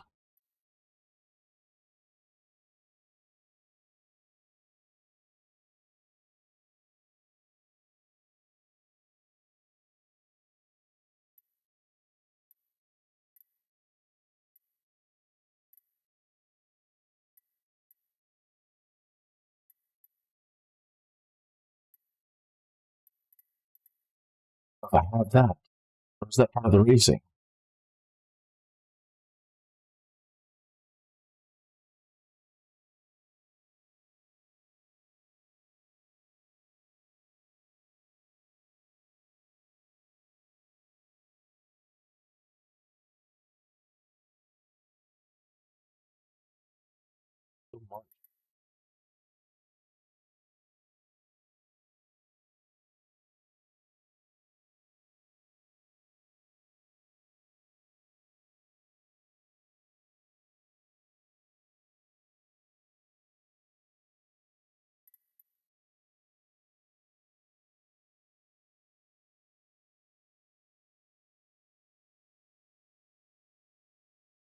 You're saying any plane can do it? Any plane is fine for...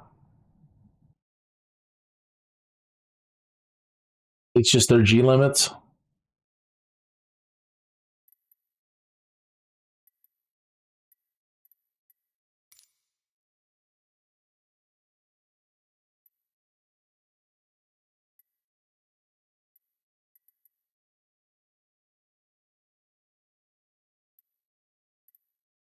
Well, let me go back and double check.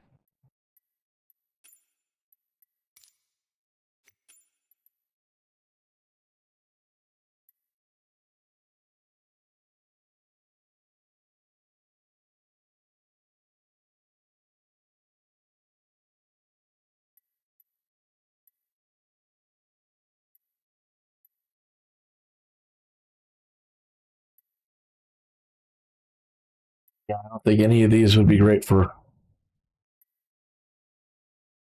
Okay, so...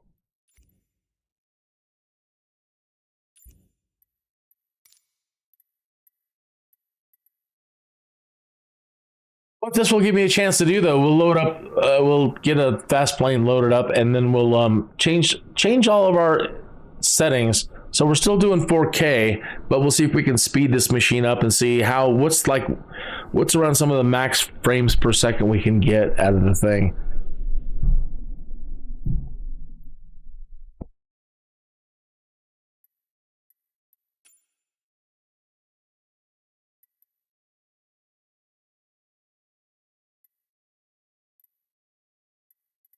We'll get them both.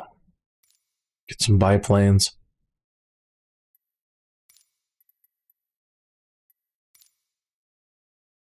All right, well, stand by.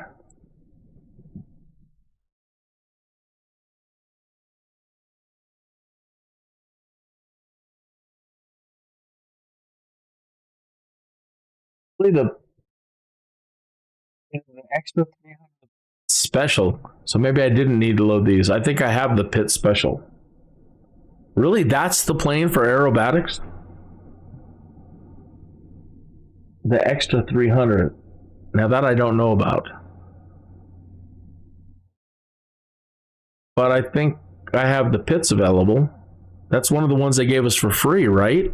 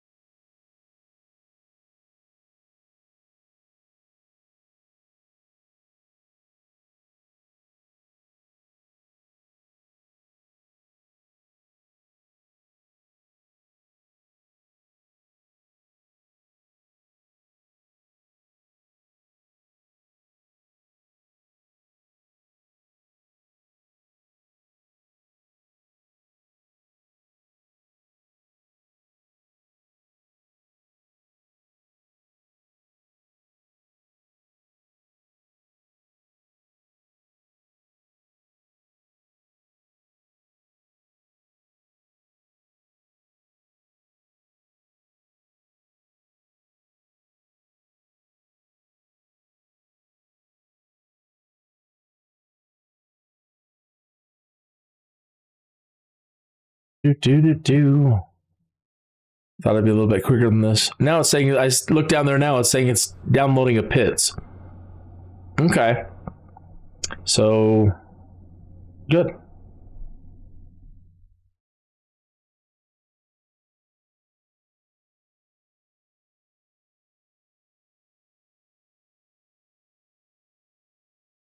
Oh, there's Chris. Oh.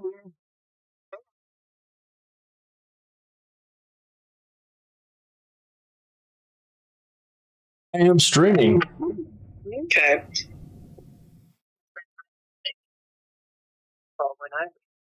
Okay, that sounds good. I'm gonna step away from the computer for just a second. I'm downloading some acrobatic planes. And then we're gonna, how do I, yada yada yada. Let me folks, I'm gonna step away from the computer for just a moment while this is doing its thing, and I'll be right back.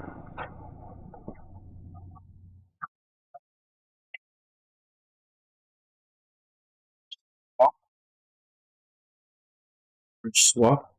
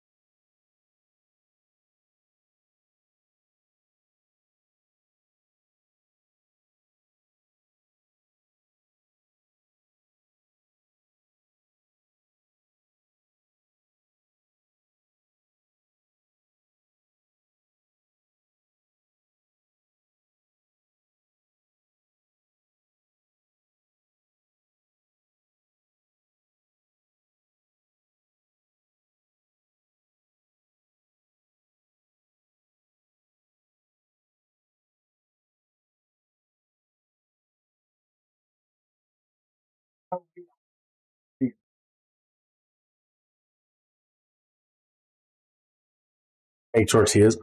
Tell me I can't do something.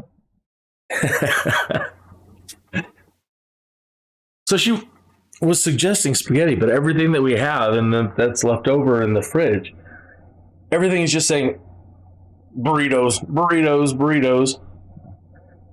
And she's got store-bought tortillas, like 3 of them that she uses for her breakfast. So I said, we'll just have burritos. She goes, no, you got 3 tortillas and you're not going to have them. So I'll make tortillas. Can't make tortillas. What? Tell me I can't do something. I'm not terribly serious about this. I absolutely can make them, and I'm going to now at this point. It's one of those. Now she told me I can't. Well, now I'm going to. I've got YouTube behind me. Every one of you video makers that makes tortillas are behind me. And there's some of you out there who put together YouTube videos. Like, I'll teach you how to make them in like 15 minutes, bro. Well, maybe 30 if you want them, 30 minutes. And we got it. But I bet we could do it in 15, bro. Somebody messaging right now saying, bro, you got it. You could do tortillas in 15 minutes. I should make sure the beans, and how she's worried about the beans. Well, she kept putting me off. I'm like, we should have these burritos like 4 days ago. So, if I'm not around soon, it's the beans. The beans did us in. Okay, come on. Hurry up and download. That's one thing. You invest in a better internet service. I moved up to fiber optic, so I could do something like this. Try to broadcast at 4K. And then you all have all this amazing download power. And then you're nerfed by the server. You know, not being able to just direct all this massive resources it's sending you. I mean, it is. It still is. I mean, thank God this isn't 1984, right? 1984. You couldn't even really download a JPEG. I mean, you could download a JPEG, but it was going to look like crap, and it would take like 4 hours to download a JPEG.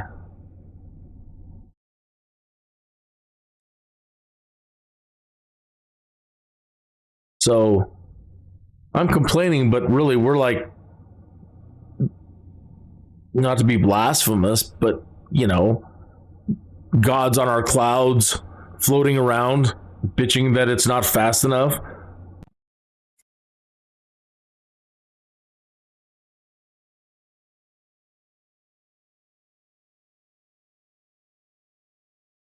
You once talked to a Pitts pilot, and he said he could do a flat spin in his plane where the nose goes over the horizon.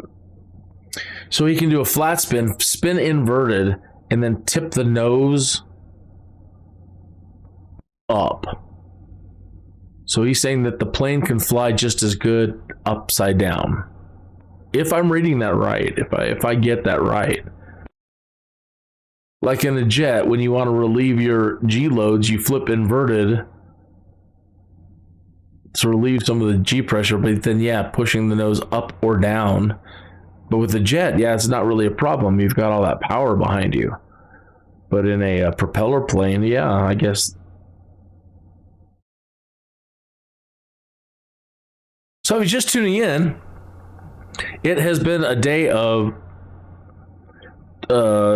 messing with settings again, but in particularly addressing whether or not the DLSS stuff from Nvidia helps or hurts, is good or bad for trying to stream 4K. And my conclusion was it's bad. All the numbers up there in the top corner, you see it's not great. Chris is calling back. What happened? What's up? No, I'm done talking about. Did you even get my message? About the beans going off? Yeah. I was just telling the audience that, you know, you put me off on making these burritos, so we're going to have to just go ahead and eat it now. And if we're not around in the next couple of days, it was because of the beans. I'm not even. Yes, you are.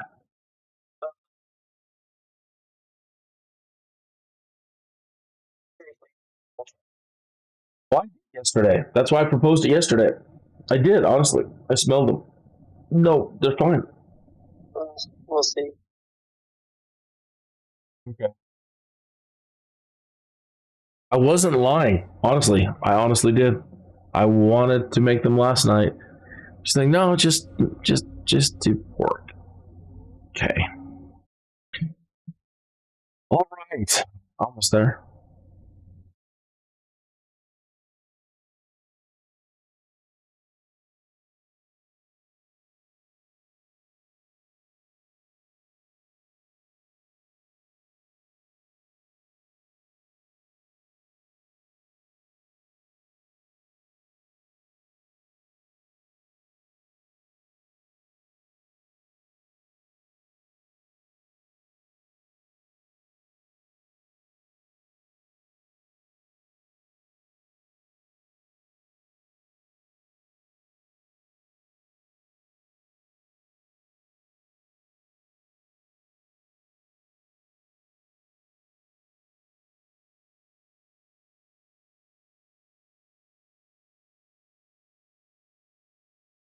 Over the Microsoft, like they've changed over on X. There's no MSFS2020. Let's look at that.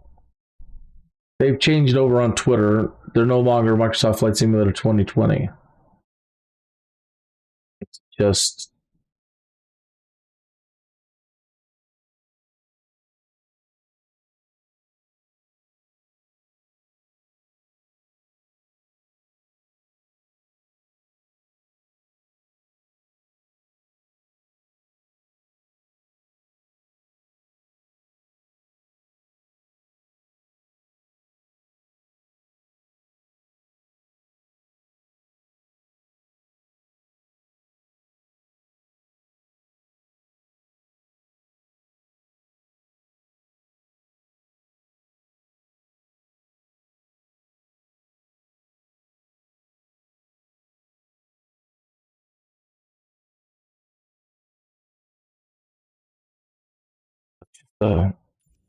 they're probably good to go right now.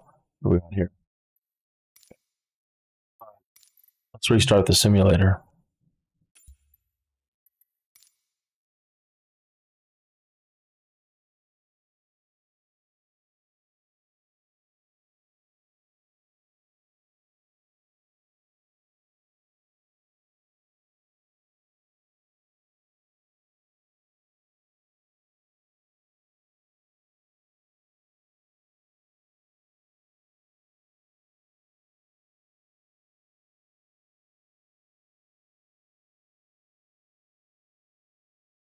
Restarting now. How many hours of gliding time have you gotten in since we last hung out? Hopefully everything's been going great with you, and it's all been going good. No, I mean you're still alive, so that's good. That's the number one priority. you're still here.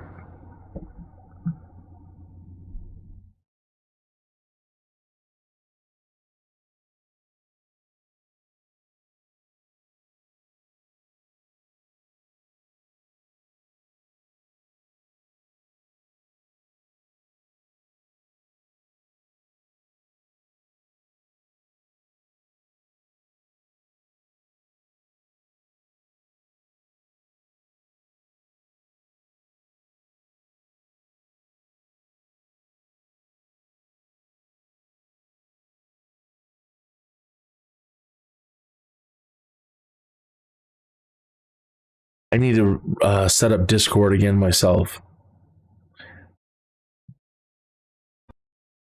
I haven't. The only thing I think I'm missing now at this point is like my NEOFLY and my bush flight stuff. My Bushtalk Radio. I have not. Yeah, those are not set up again.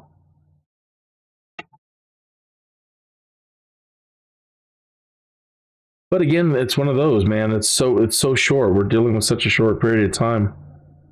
It's gonna be weird. Moving over to 2024, but I can't wait.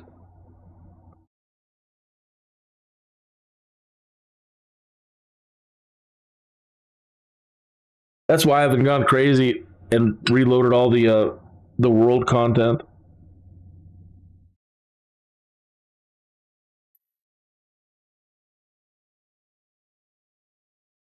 Okay.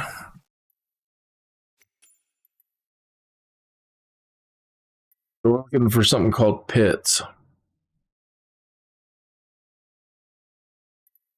These smoking hot babies. There's the one that they show in the in a lot of the flight videos.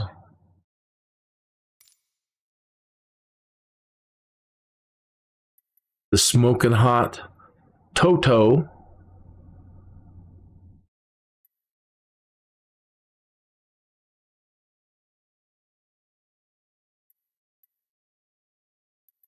Which one would you pick out of these four planes?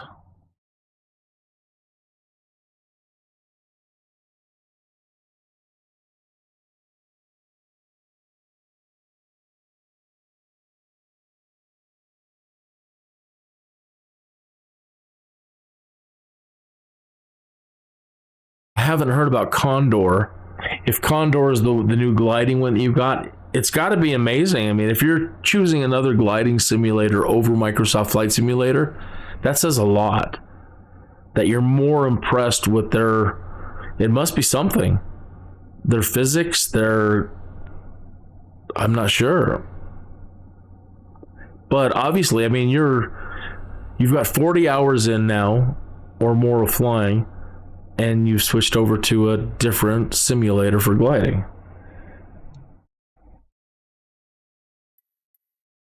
Okay, so that is the one.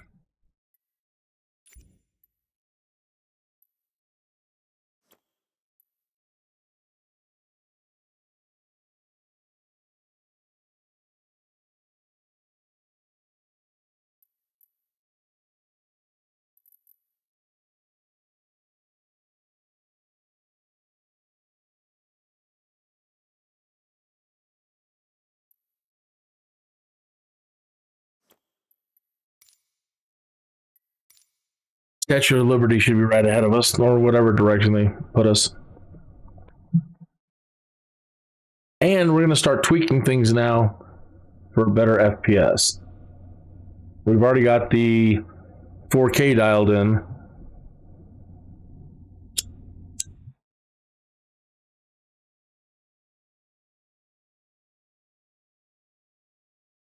If you're just tuning in, I really recommend, if you're just looking for the answers to the video description on DLSS, the answers are right at the start. If you were to restart the live stream from the start, all the answers are right there at the start. The basic answers, I think they're all detrimental at the moment. But if you want to go back and look at the numbers that are showing up on the screen, the data test numbers, it's all there. Right now we're just, now we're probably going to try to see where we get with quality and speed. Everything before up to now has been trying to push the graphics and still keep 60 frames, and let's see what we get anyway. Let's turn our FPS back on. 3 miles southwest of Kilo Juliet Romeo Bravo, 1,500 feet. Request clearance to transition Bravo. Respectable. It's Alpha Sierra X-Ray Golf Sierra Newark approach. Squawk 1371. So terrain vector data, in this case, it's going to be nice, but we're not going to be looking at things overall like macro. So let's come in here, down a little bit, leave objects up, low, low.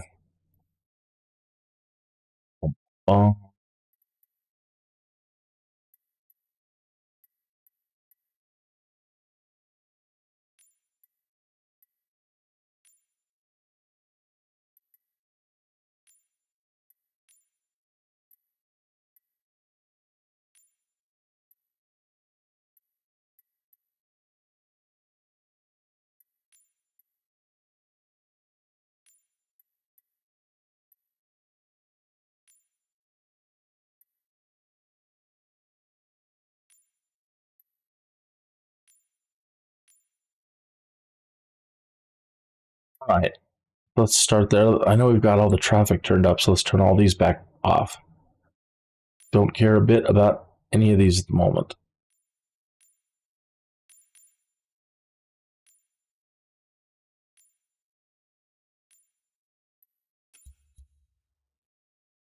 Restart again, huh?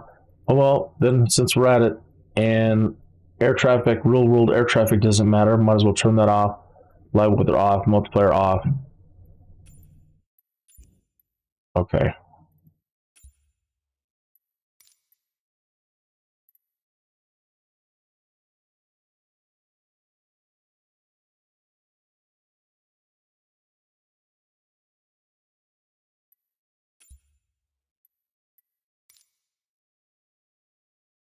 I'm glad to hear that you've got 40 plus hours.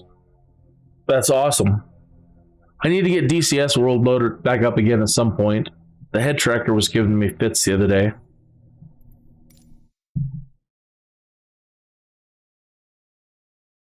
Physics are better. They've got more gliders. In fact, even some you're flying in real life. And since it's focused on gliding, it has much better feeling to it. That's cool.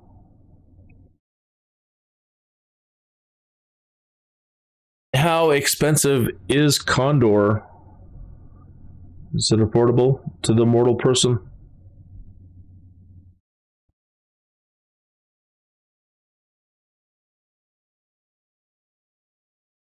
Gotta hurry up. I'm taking that tortilla thing seriously now. I gotta, what time is it?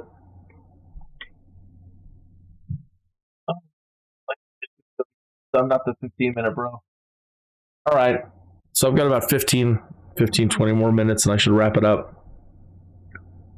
But it was good being able to do this today. I'm glad I'm putting it to bed now. And I've gone through all the possible testing ways that we can.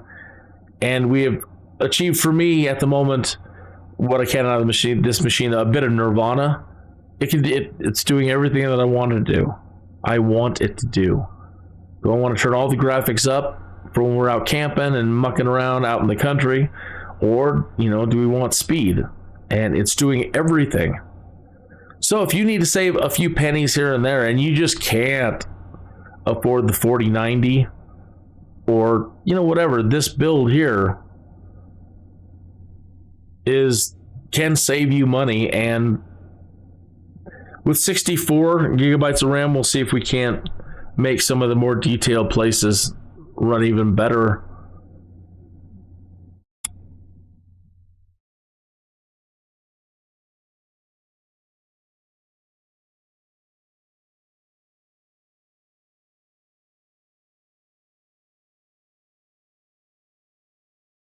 I need to get cracking and be obsessive about those Microsoft reward points and get myself a new computer with them. Wouldn't that be nice? Being able to purchase a gaming machine with your Microsoft rewards. I know it probably isn't happening, but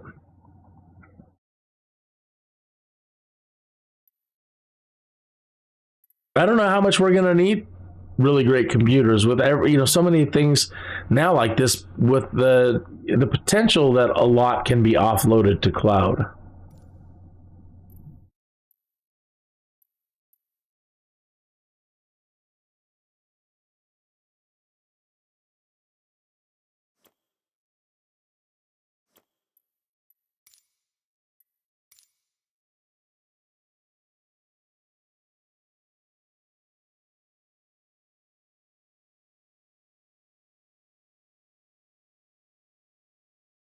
€73.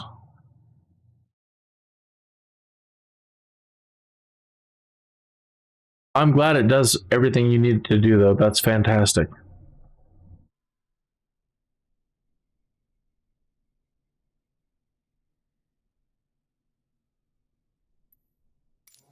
New York approach Pitts Alpha Sierra X-ray Golf Sierra. Okay, we got our 60. Miles southwest of Kilo Juliet Romeo Bravo, 1,500 feet.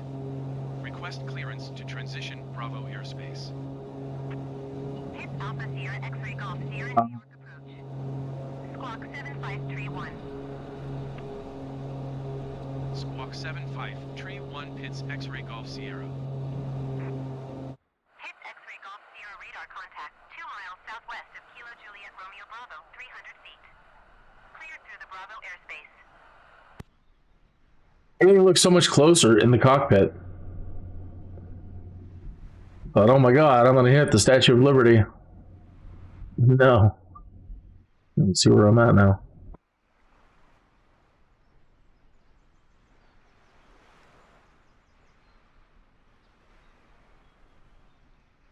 Here's my plane. That's far away.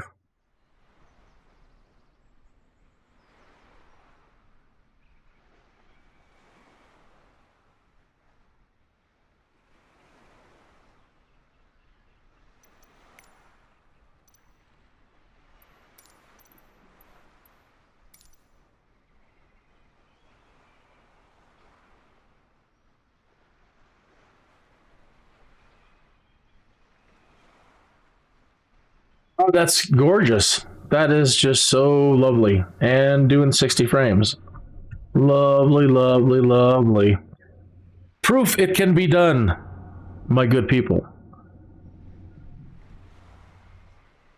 If you look up in the upper right corner too, you can absolutely see that the final render output is 3480 by 2160.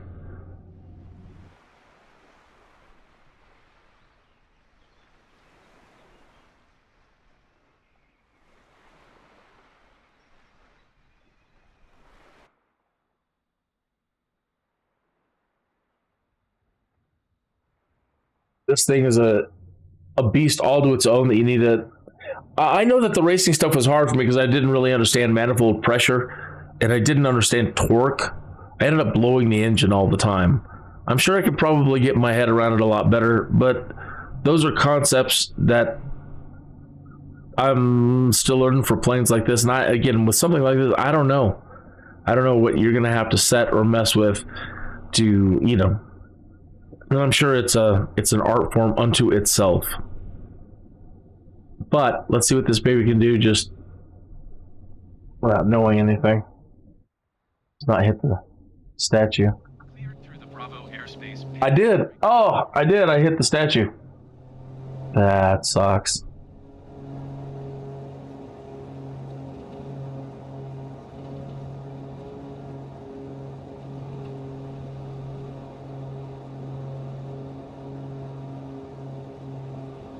Hits X-ray Golf Sierra, you're leaving my airspace radar service. Terminated squawk 1200.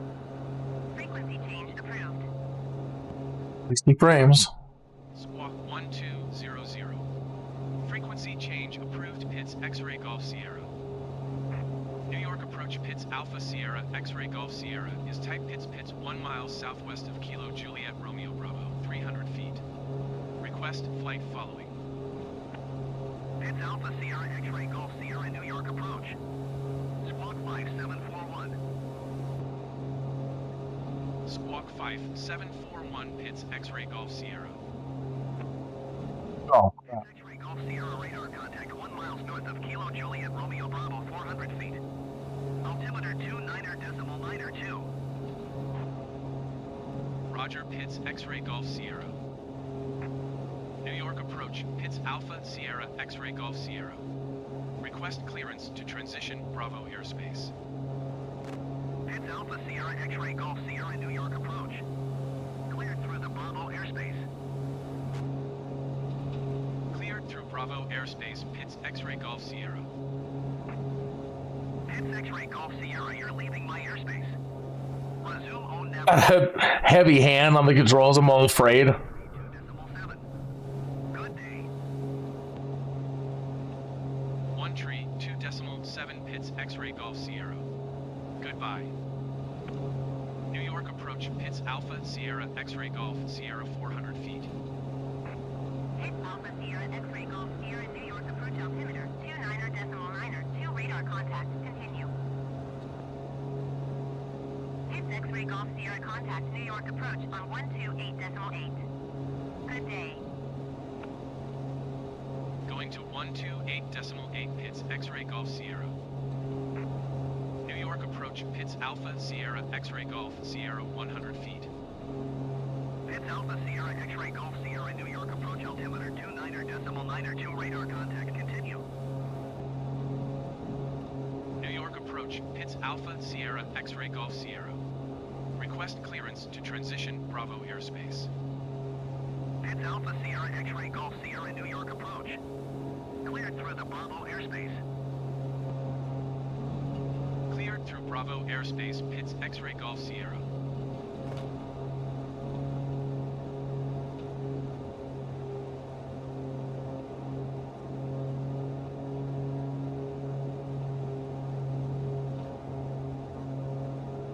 Doors and Leaving my airspace. Resume own navigation. Central Park. Is it this way? 132.7.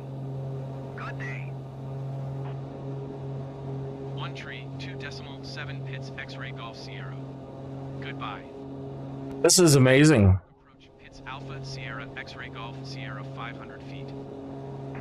Pits Alpha New York looks amazing. Sierra New York approach altimeter 29.92 radar contact. Continue.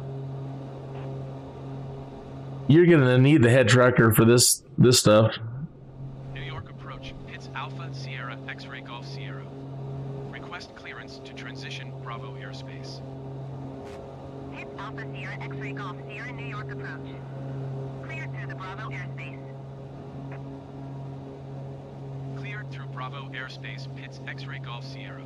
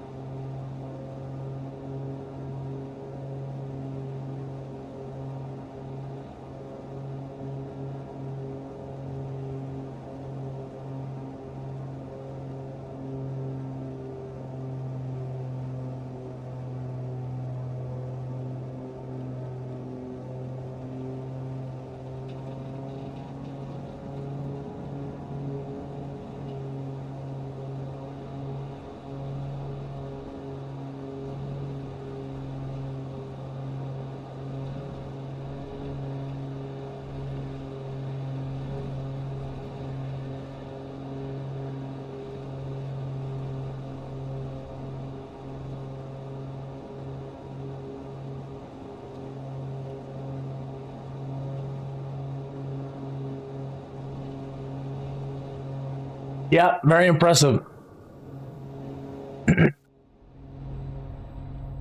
Uh-oh, starting to black out there a little bit.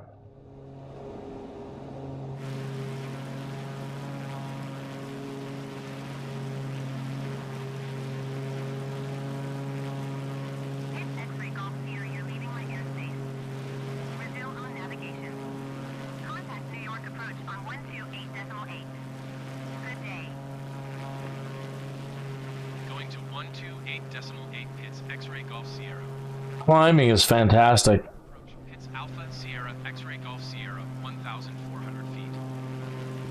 Pits Alpha Sierra X-ray Golf Sierra New York approach altimeter 29.92 radar contact continue.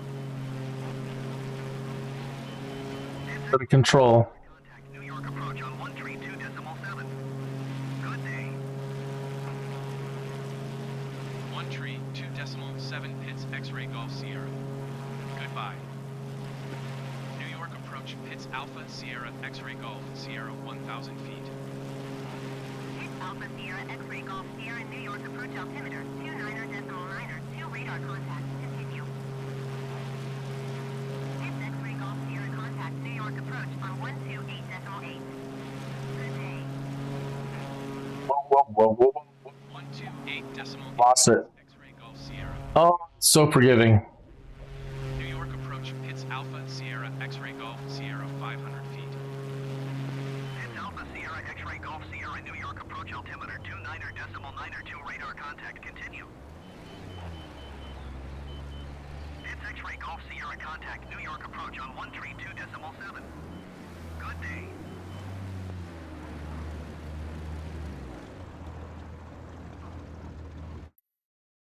It's too fast.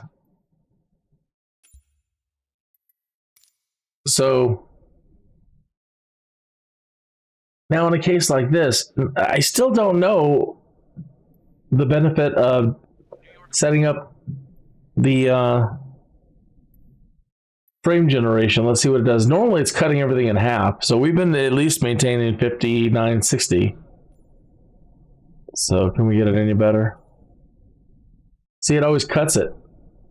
So I really don't understand frame generation. Like when you have too much FPS now and you just need to chop it back and try to sharpen it up a little bit. But other than that, I don't get it.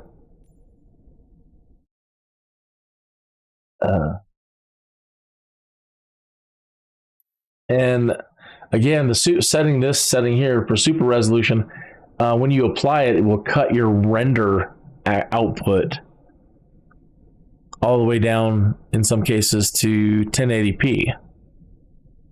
So I don't understand the benefit of using that unless you're literally limited now to a 1080p and you want to have it shrink the final render. If you look up in the corner here, the top numbers of the output resolution, when I hit apply, watch, it'll change the last one at the top, render.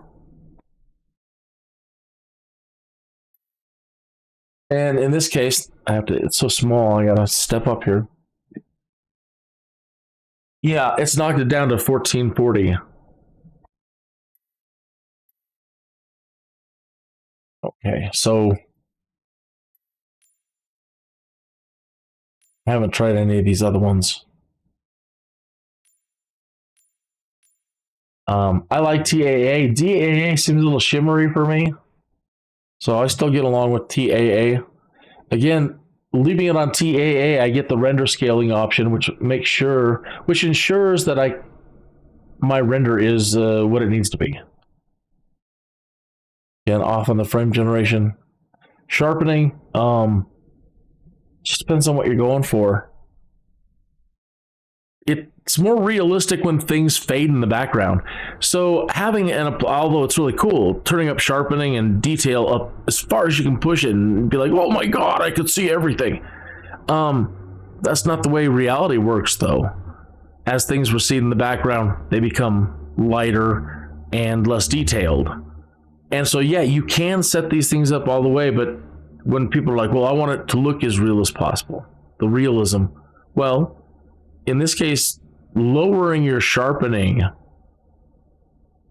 to try to achieve where things start dropping off in the background, can help achieve better realism, I think. Okay, desync. In this case, we're trying to go unconstrained, so I'm going to turn it off. And let's turn this stuff on. Terrain, again, doesn't really matter in this case. The buildings look great, and that's what's important.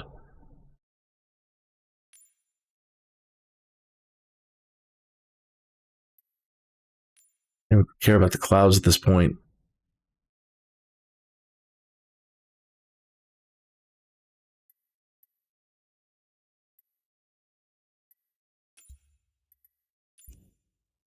Alpha Sierra X-ray Golf Sierra is type Pitts 3 miles southwest. That's not even wavering, just 60. 1,500. It'll give it to you, just 60. Request clearance to transition Bravo airspace. Unwavering, just 60. X-ray Golf Sierra New York approach. Squawk tree 233. Ah, now we got 59. Squawk tree 233 Pitts X-ray Golf Sierra. Pitts X-ray Golf Sierra radar contact 3 miles. Adding in weather. Oops, always hit escape when I shouldn't. Cleared through the Bravo airspace. We're gonna drop it as soon as we change weather.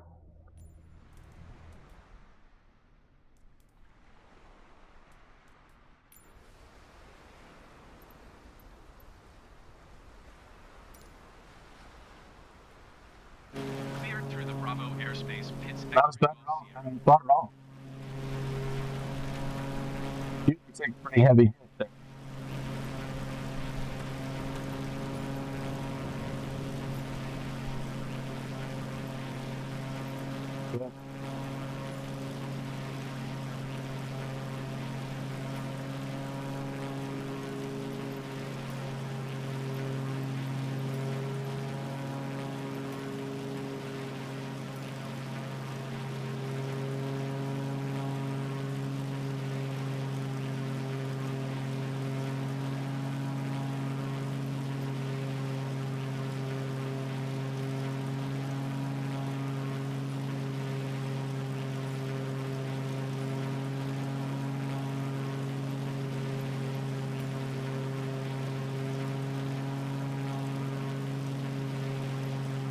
Don't hold 60. I hit.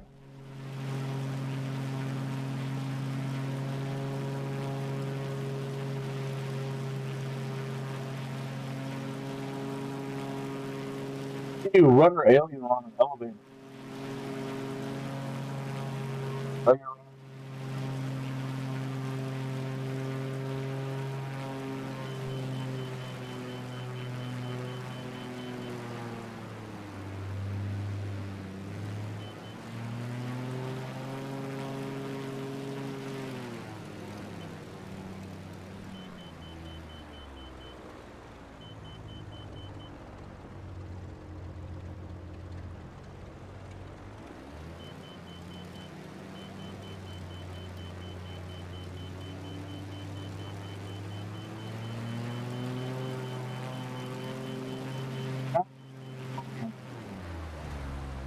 I'm seeing if I can get it to float. It's supposed to just balls out. You know, it's not really the plane to just slow fly, I suppose. But that was the intention, actually.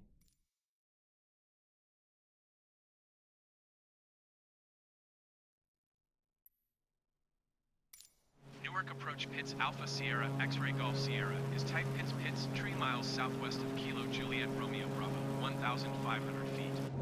Request clearance to transition Bravo airspace.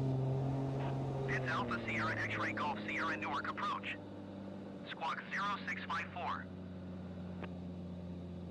Squawk 065 for Pitts X-ray Golf Sierra. Pitts X-ray Golf Sierra radar contact 2 miles west of Kilo Juliet Romeo Bravo, 1,400 feet. Cleared through the Bravo airspace. Cleared Hello. Bravo airspace, Pitts X-ray Golf Sierra.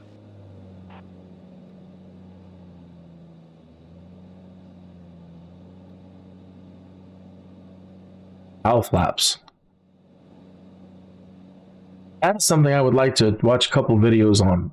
like the proper use of cowl flaps. X-ray Golf Sierra, you're leaving my airspace radar service. Terminated squawk 1200. Uh-huh. Change approved. Squawk 1200. What's the flaps on this thing? Pitts X-ray Golf Sierra. New York approach Pitts Alpha Sierra X-ray Golf Sierra is type Pitts 2 miles northwest of Kilo Juliet Romeo Bravo, 300 feet. Request flight following. Pitts Alpha Sierra X-ray Golf Sierra New York approach. Squawk 6612. Squawk 6612 Pitts X-ray Golf Sierra. Pitts X-ray Golf Still trying to find the flaps. miles northwest of Kilo Juliet Romeo Bravo, 600 feet. Altimeter 29.92. Roger Pitts X-ray Golf Sierra.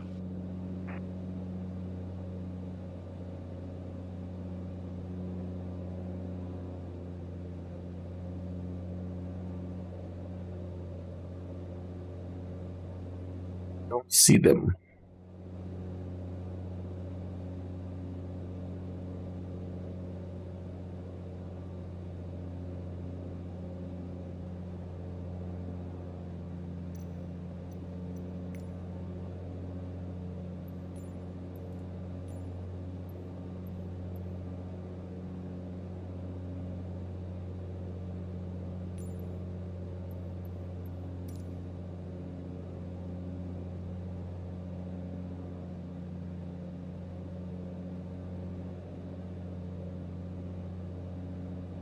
Pitch trim. Pitts X-ray I like it. contact Newark approach on 124.35. Good day. Okay, that is working. New York approach Pitts Alpha Sierra X-ray Golf Sierra. Request clearance to transition Bravo airspace. Pitts Alpha Sierra X-ray. His plane does not have flaps. I get it. Okay. Cleared through Bravo airspace. You don't want to worry about shearing anything.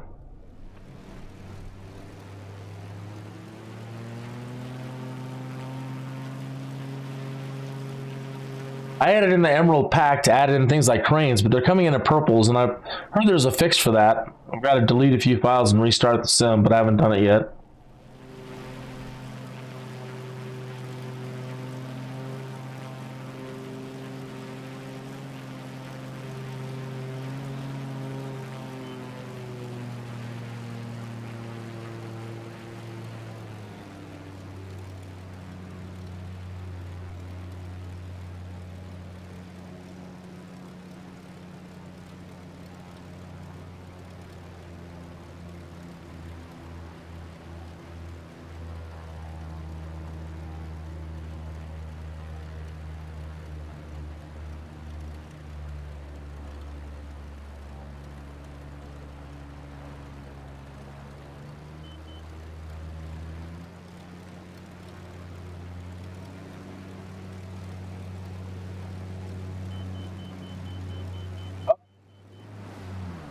Oh, we lost it again.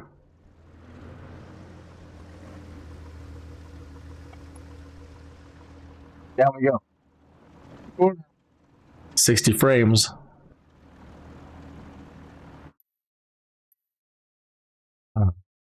All right. I said I would make those tortillas. She said, she says, you don't make tortillas. So now I have to go prove her wrong.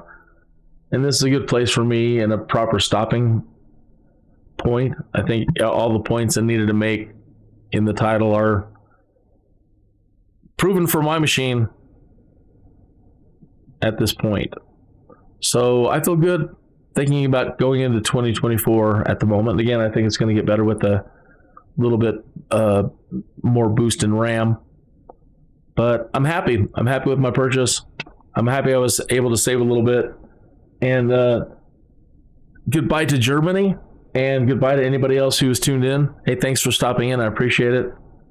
Hopefully this helps in some way. And I'll try to be live streaming more soon. Take care. Bye-bye.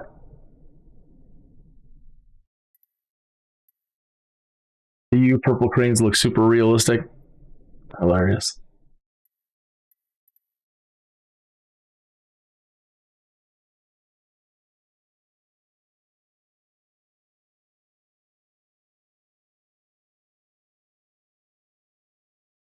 Finally getting my head around helicopters. I'm so happy.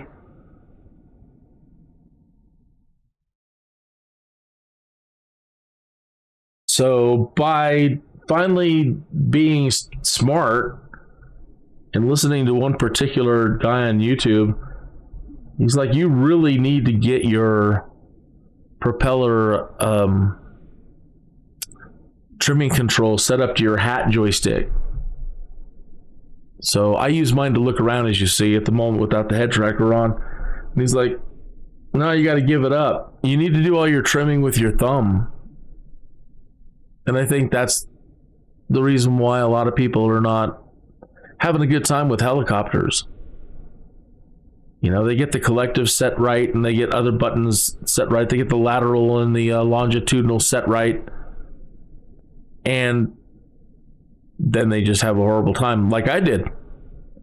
And now that I follow that,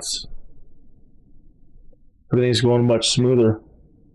Yeah, I really need to get out of here. Okay.